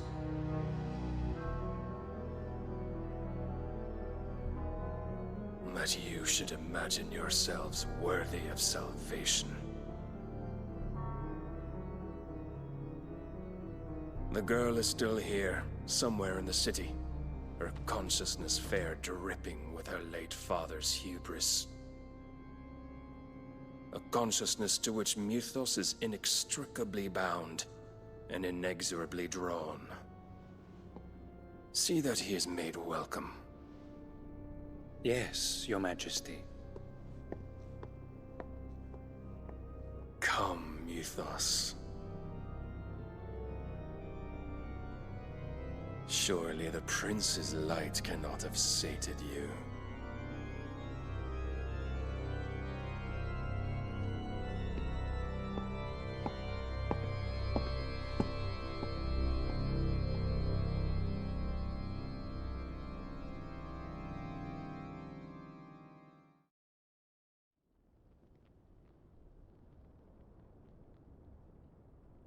So then, how long has Waloed been under Ultima's control?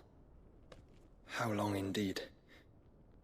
Based on what we know of Barnabas's actions, I would guess some few years, mayhap more. But to what end? What does Ultima want? The tapestry. Show them.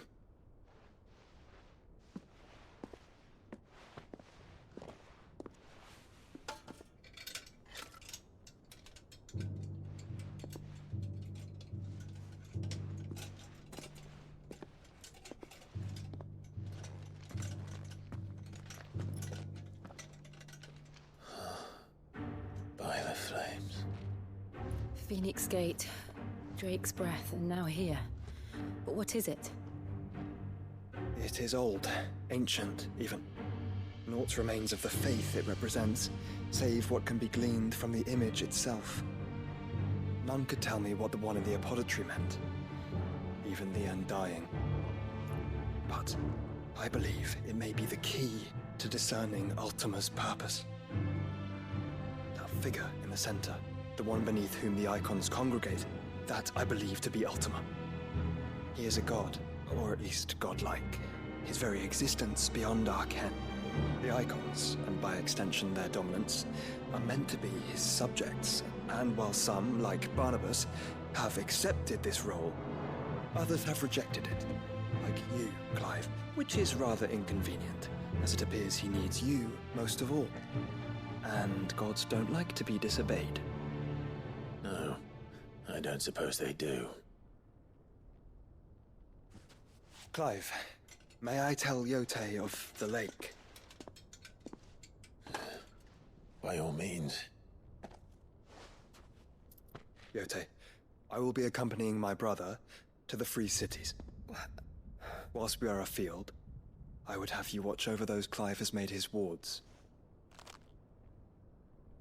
Omielos delan tuisag ilith.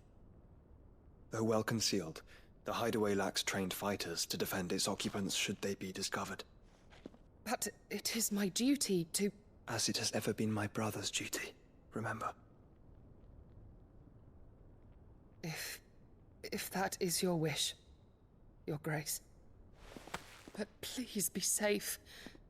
If aught were to befall you, You have my word.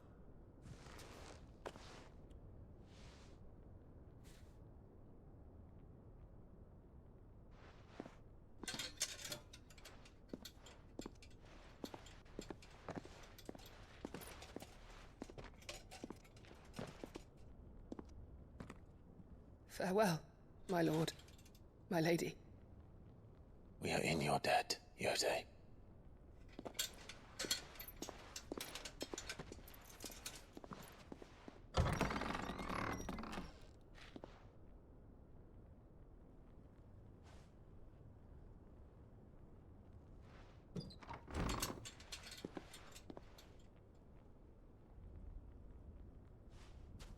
Let's find our friends.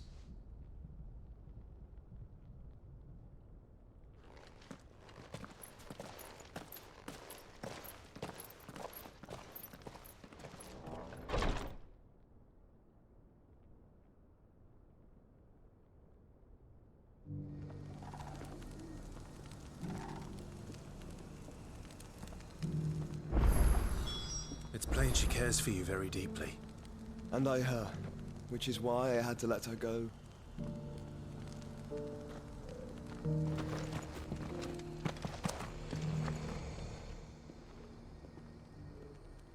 Well, this isn't at all foreboding.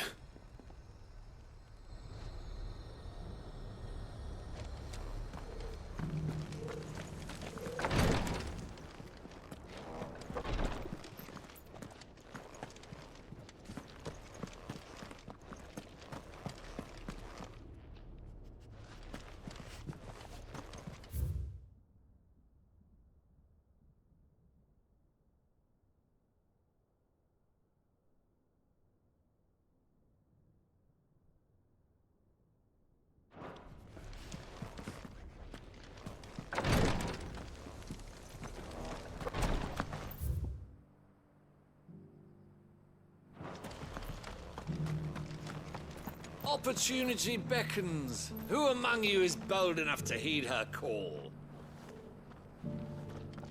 Is that blade for hire, perchance? Because I have a mind to make a killing. Figuratively, I hope. Well, yes and no. A passing caravan carried with it a rumor most fortuitous for one in my trade, that an elder Dread Evis had been sighted in the fields of Korava. Dread Evis are aggressive beasts.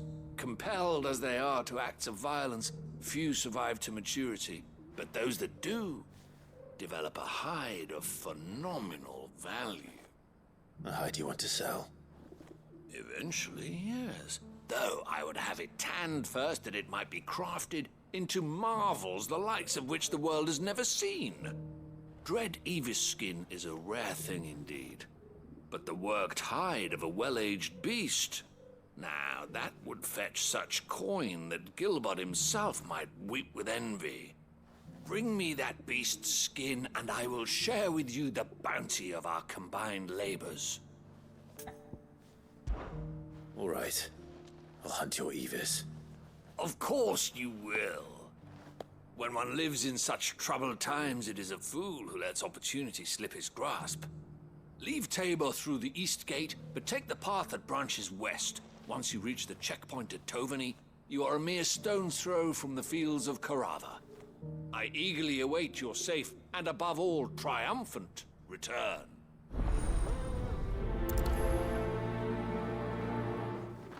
A fortune in skin and scale awaits any man with a will to claim it for his own. Leave Tabor by that path and venture west. The ancient beast roams the fields of Carava, not far from the Tovany Gate. Forgive me, traveler, but no matter how deep your pockets might be, we only sell to trusted patrons. I do hope you've not had a wasted journey.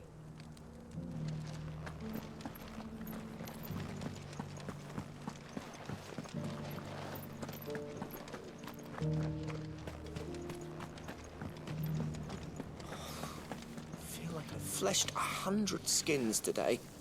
Stay focused, will you? One slip with that scrape and the hunter's hard work will be for nothing.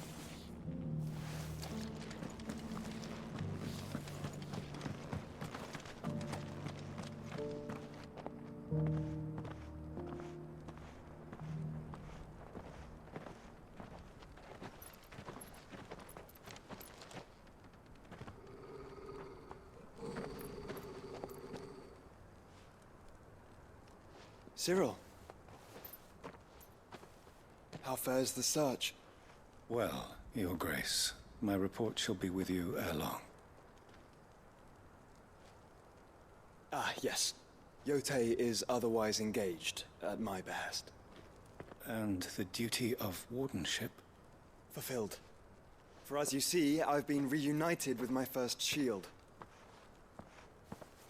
I am Cyril, Knight of the Undying and bearer of the Burning Quill, charged with chronicling the mortal deeds of His Grace, Joshua Rosfield, Keeper of the Flame of the Phoenix, and rightful Archduke of Rosaria. I entrusted Cyril here with overseeing the investigation into Ultima's origins. Findings from his brothers and sisters afield are delivered here to be collated and catalogued.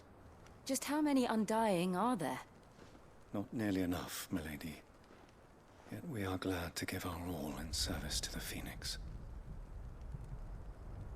Such is, and has ever been, our creed.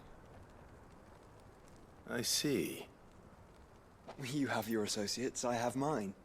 But you may now think of them as ours. That won't be a problem, will it?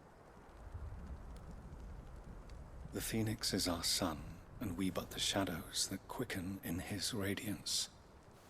It is from the darkness that we serve, both him and now you.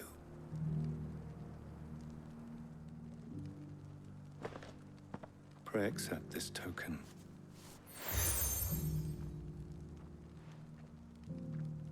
For as long as you bear it, members of our order will reveal themselves unto you, if there is nothing further. No. You are dismissed. Your Grace.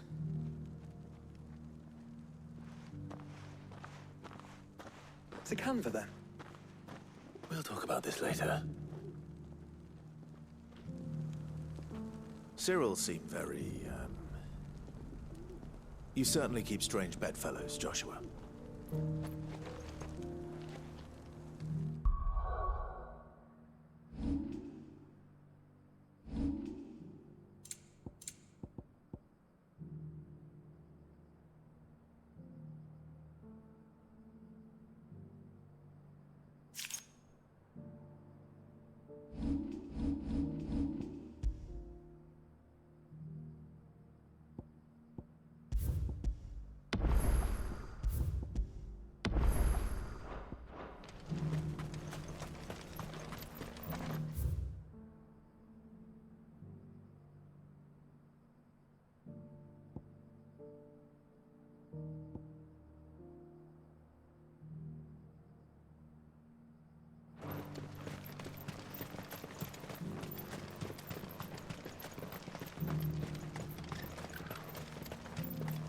Ah, Lord Rosfield. I'm afraid I cannot stay to talk. I must leave to collect the reports of our spies in the field. Now that you wear the Phoenix down, our brothers and sisters will no doubt reveal themselves to you too. Farewell, my lord, and may the Firebird's flame burn ever in your heart. The free city's under siege? Who'd have thought it? Master Cyril, luckily. And thank goodness he told us before we set out. There are horrible beasts down that way. Ashen terrors who'll kill you as soon as look at you. Would that I had the strength to kill them first.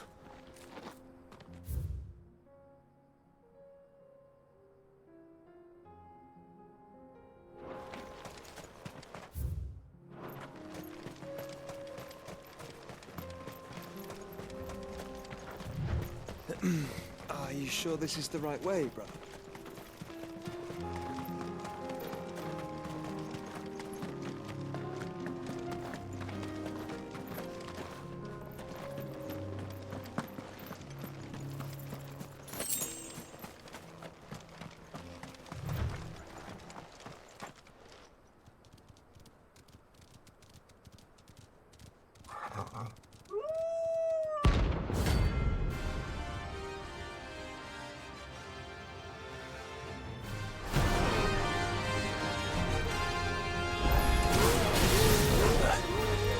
You're on my side, Thor.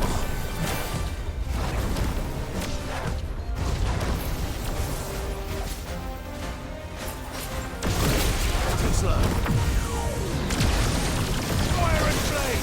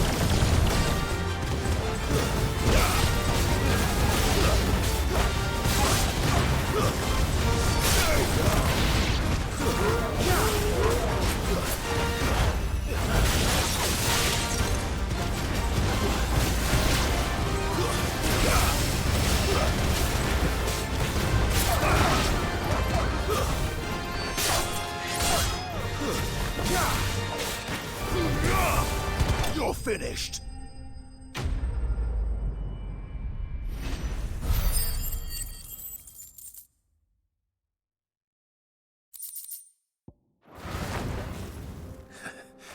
Shouldn't have messed with the leader of the pack, eh, boy?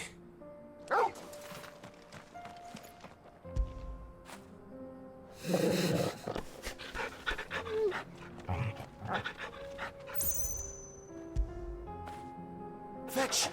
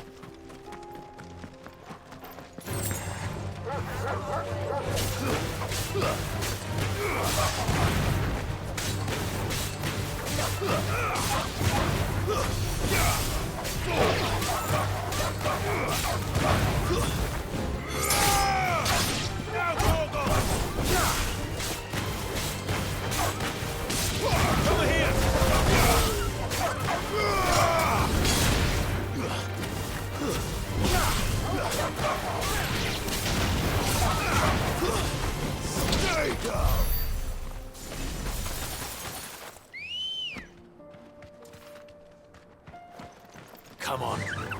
Faster!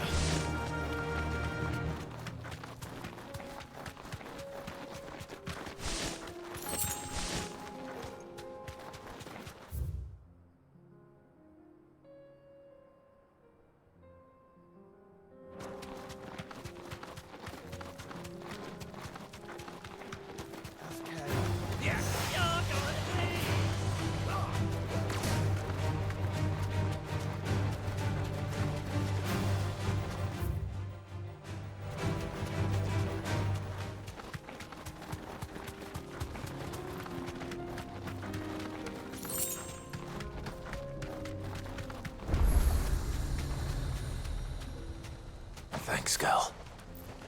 You lost, stranger. Wherever you're headed, it's back the way you came.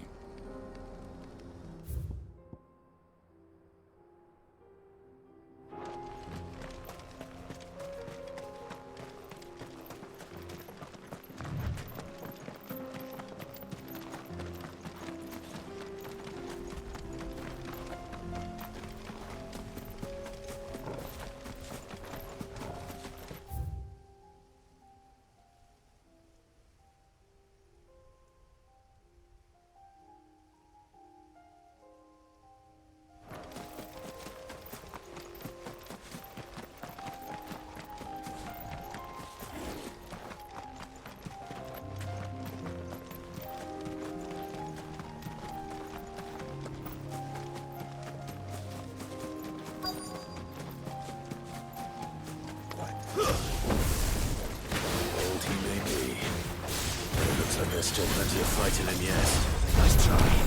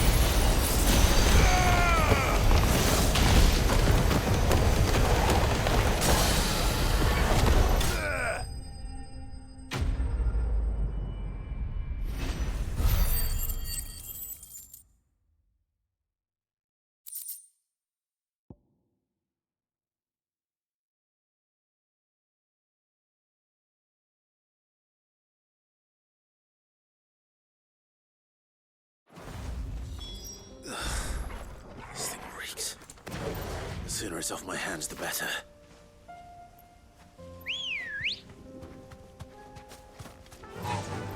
Fly, Ambrosia.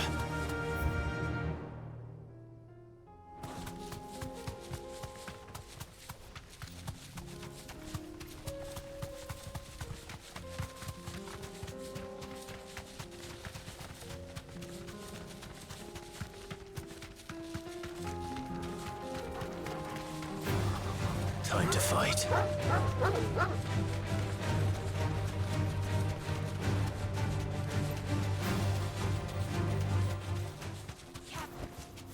Be safe.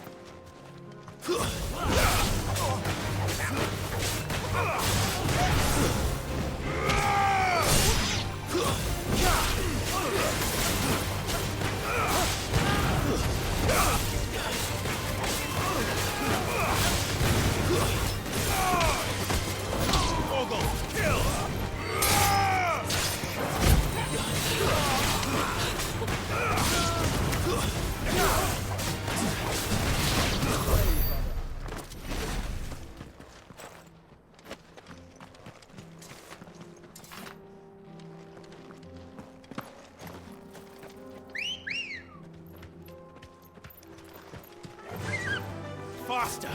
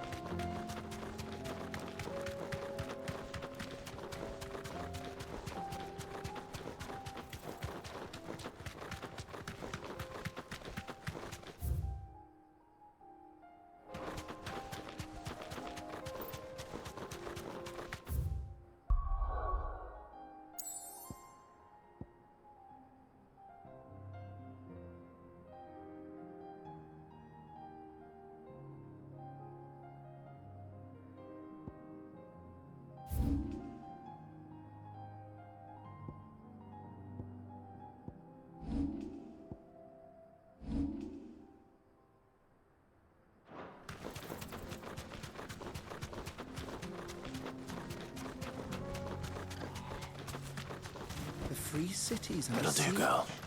Who'd have thought it? Master Cyril, luckily. And thank goodness he told us before we set out.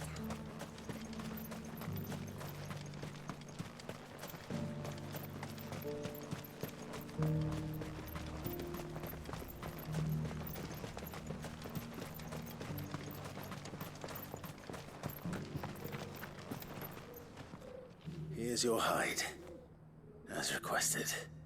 I worried you might never return. Quickly, let me see it.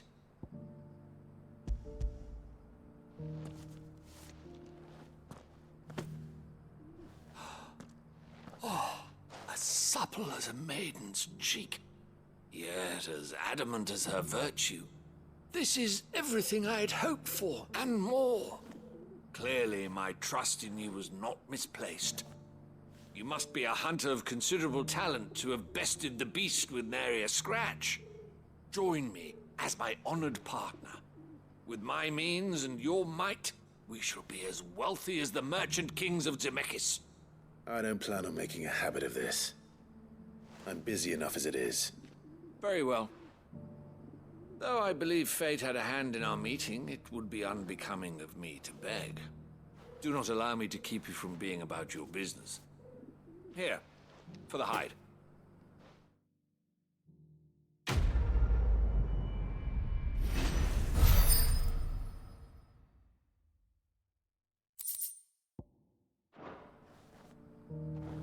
This is hide unlike any I've had the pleasure of handling.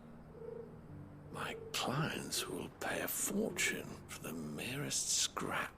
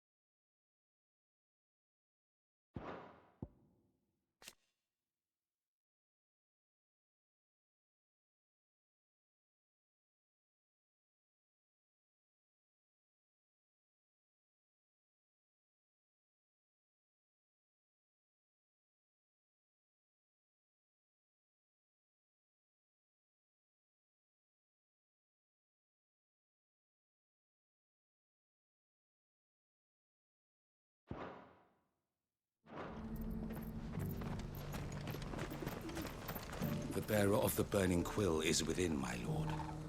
Prithee enter.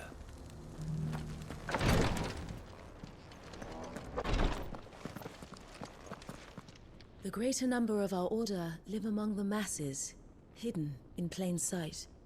Even here in Tabor, our brothers and sisters pose as common folk. If any should reveal themselves to you, I beg you keep their true identity secret.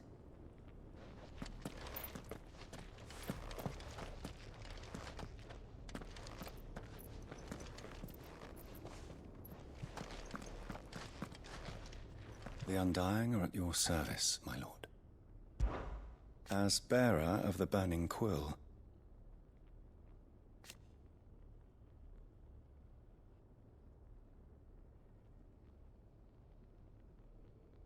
to which end?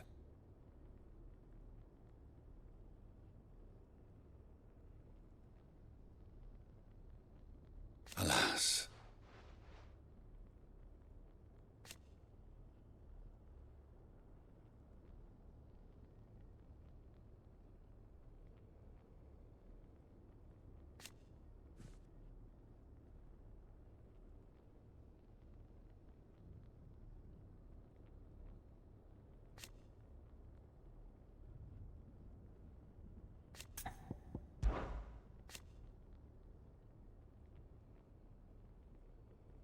Indeed.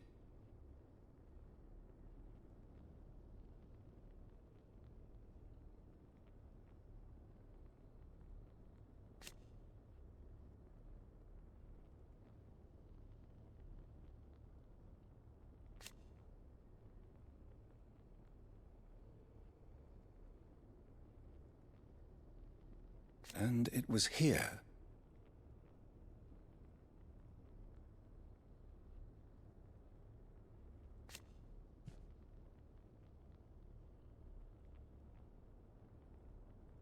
An unfortunate truth.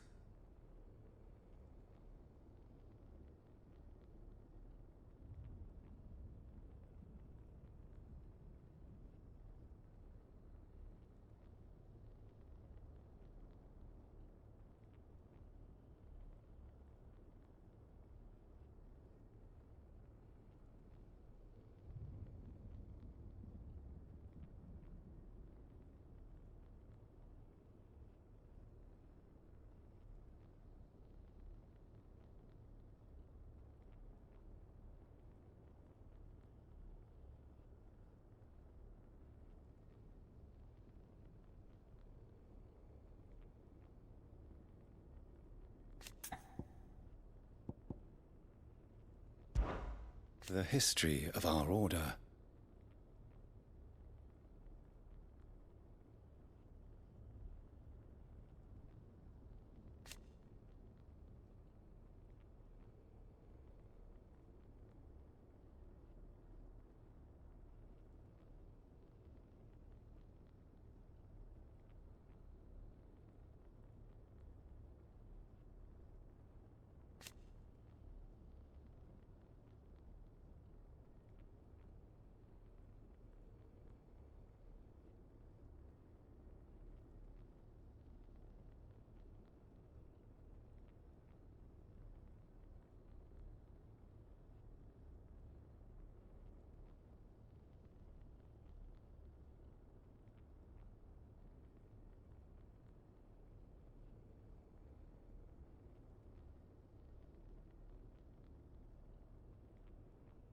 Naturally.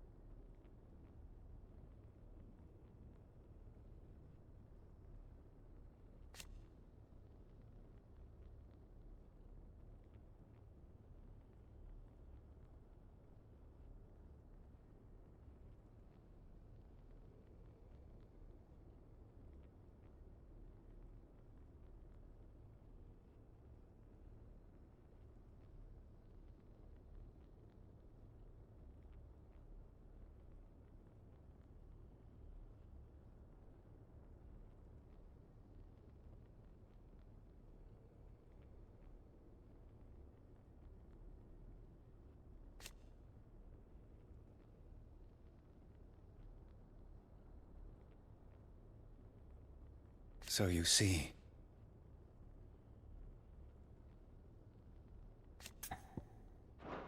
Till next we meet.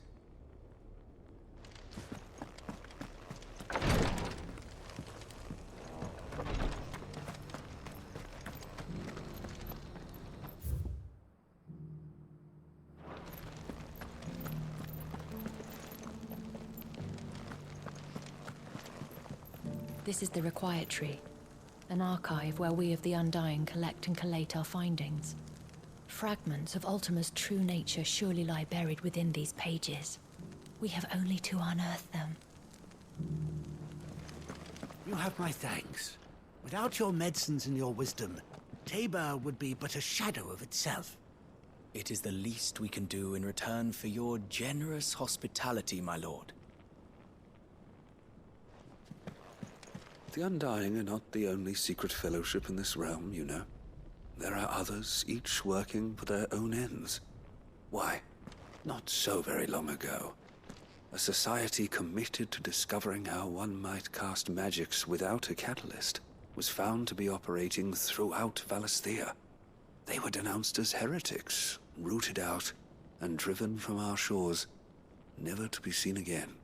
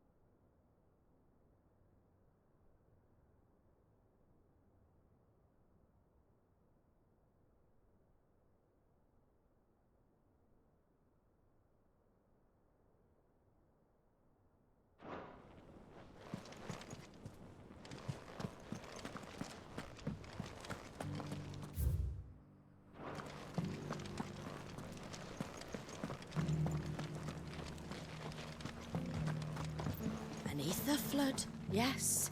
And not a stone's throw away. Oh dear. I hope it doesn't spread.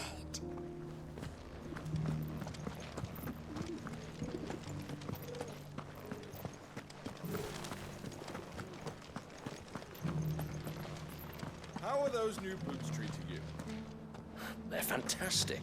Soft as phoenix down, but tough as boiled bow.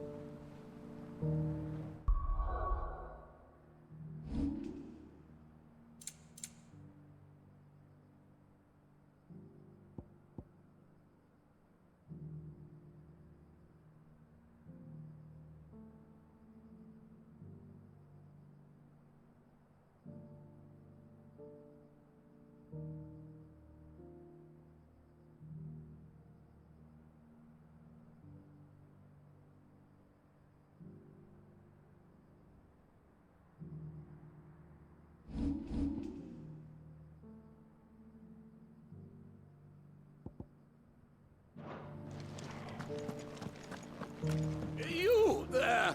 The strapping lad with the sword.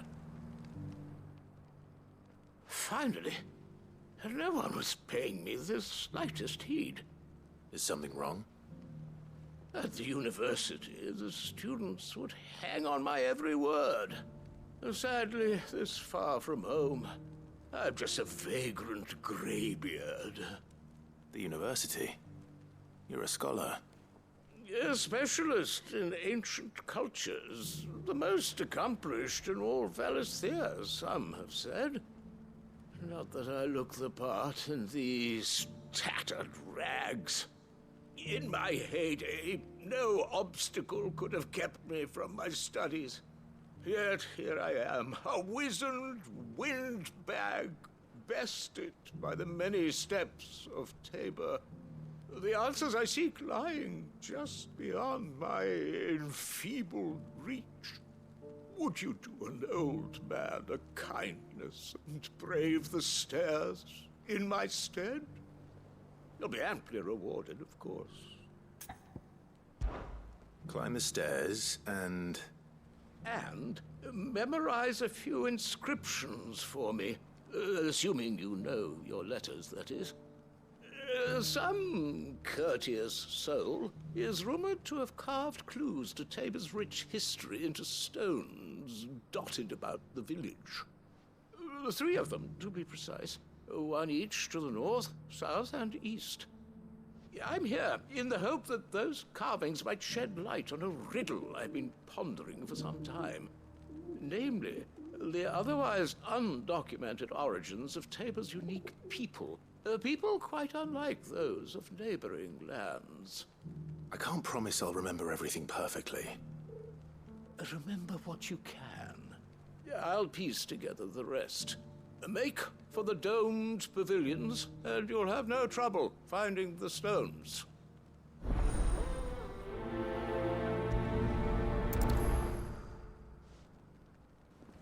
If it wasn't for those domed roofs protecting the stones from the elements, the truth of Tabor's history would have been lost centuries ago.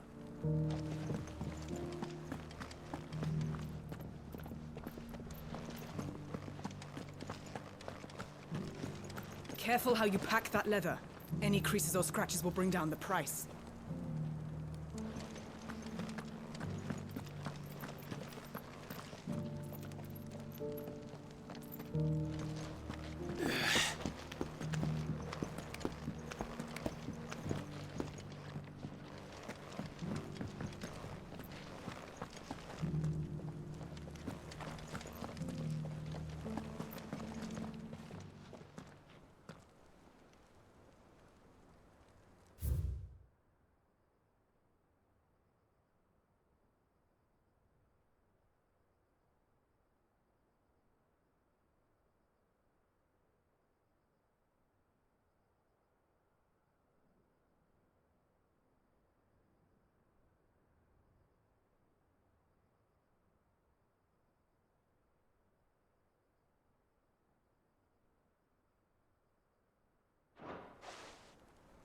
Farmers must have settled here in Tabor.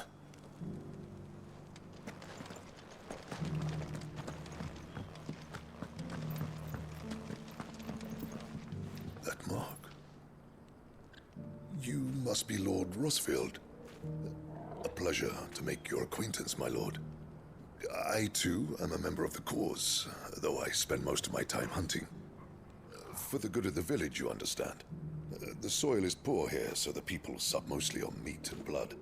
The hides, meanwhile, they make into leather and then into gill.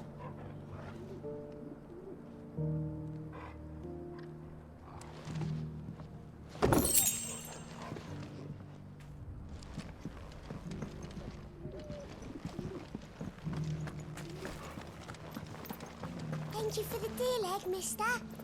Mummy made a pottage from it. Sounds delicious.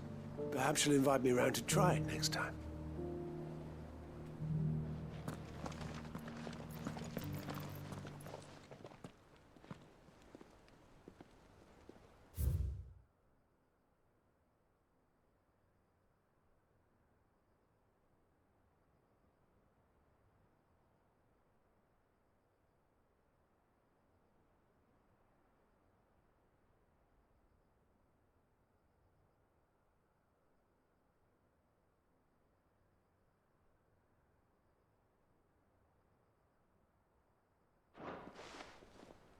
What golden plains might the wanderers have called home, I wonder?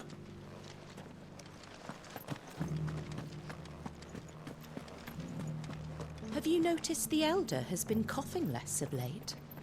Yes. I hear Master Cyril drew up a new tonic for him.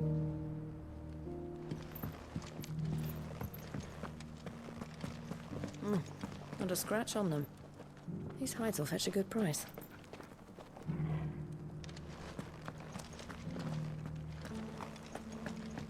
You wouldn't happen to have a decent whetstone in there, would you, madam? I'm sure I can find you something. All of these stones have a good bit of diamond dust in them. That'll see your sword sharp, all right?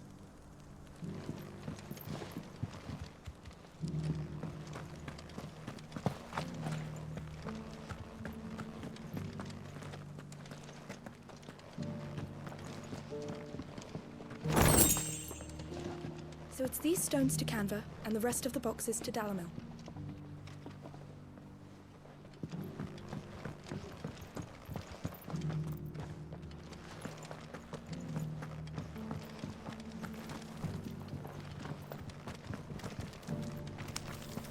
let the sky go back to how it was.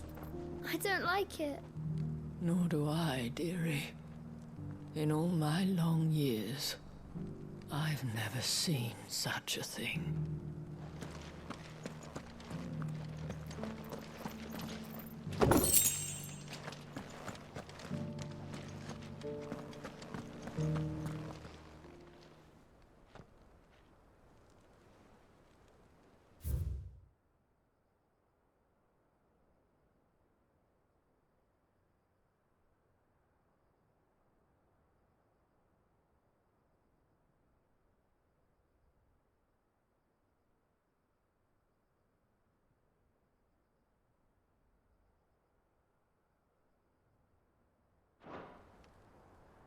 No history would be complete without mention of the Mother Crystals.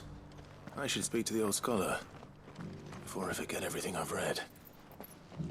That Cyril fellow's an odd fish, don't you think? Well, scholarly sorts like him always are, aren't they?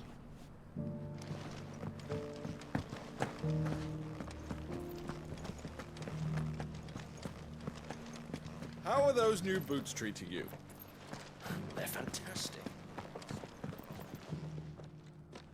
The engravings were in good repair considering their age. Oh, would that I could have seen for myself. Come, don't tease me now. What did you learn of this place and its people? Let's start with the engraving to the south, shall we? What did it say?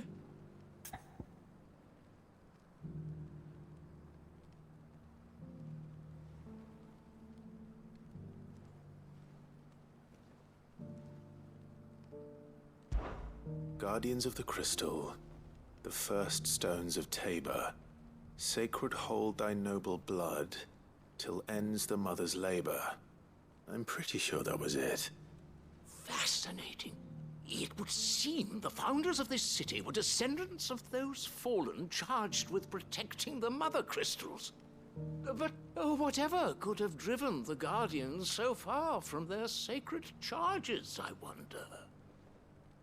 The engraving to the north is next, I think.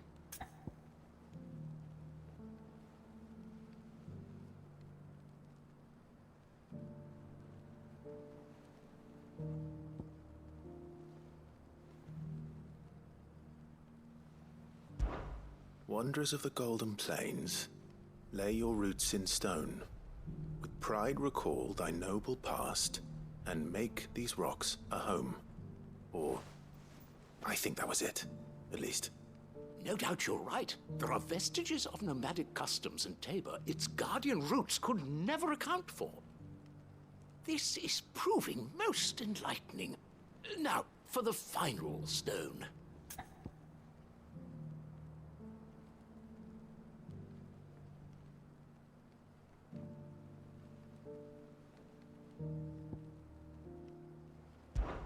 Children of the hunters, now tillers of the land, reap her promised blessing and give praise her gracious hand. That's all three. And so, we add primitive farmers to Tabor's founding peoples, the final piece of the puzzle. 3 engravings, one for each of the 3 peoples to have settled Tabor in ancient times. Guardians of the Mother Crystal, wanderers from across the plains, and last but certainly not least, hunters turned farmers. Little wonder it was so difficult to trace the roots of Tabor's culture. Those roots reach down through 3 distinct traditions. Nonetheless, one cannot help but wonder why this fact is not better known among scholars, given that the stones stand here for all to see. Too many stairs, perhaps. Ha! Too many by far. Here, and thank you.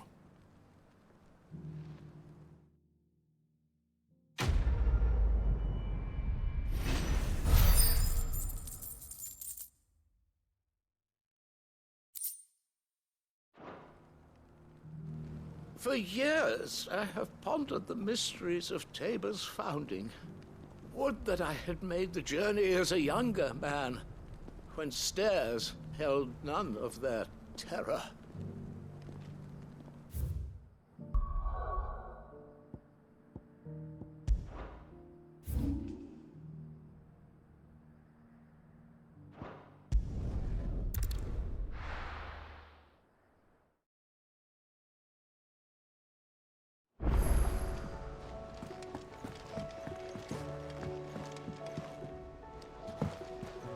Were it not for the Undying's aid, I would be long dead. Grant them your trust, and they will repay you with their loyalty.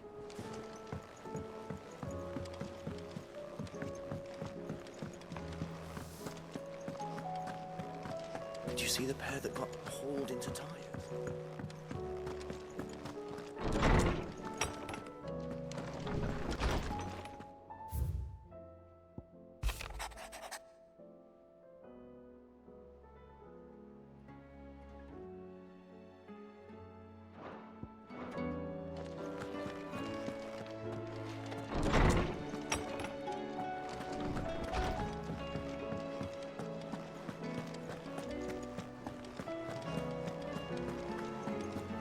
Seems the hideaway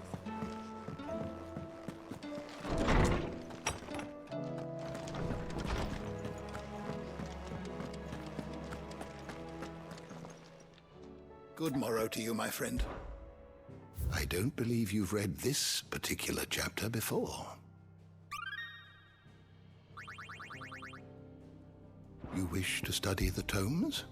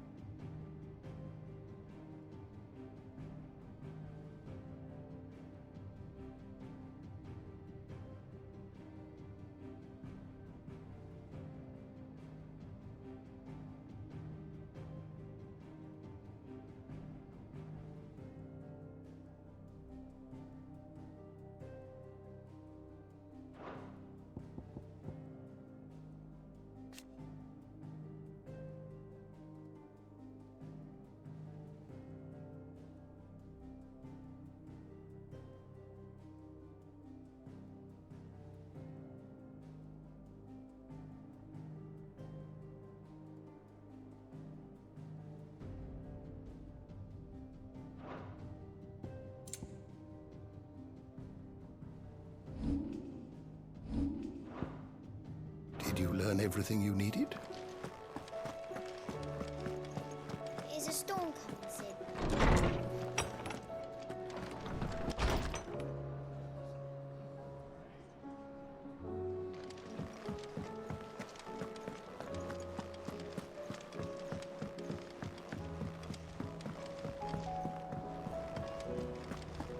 Canva's walls will not hold the Akashic Horde for long. We can only hope they hold it for long enough. Did you see that? Tell me you saw that. Do you like being struck by thunderbolts from on high? Then don't let anything happen to Mid.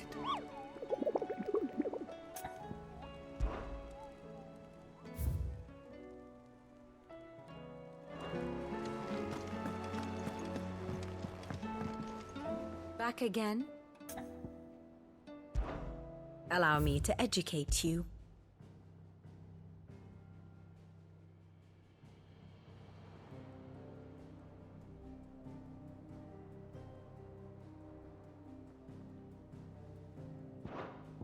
One must understand one's place in the world.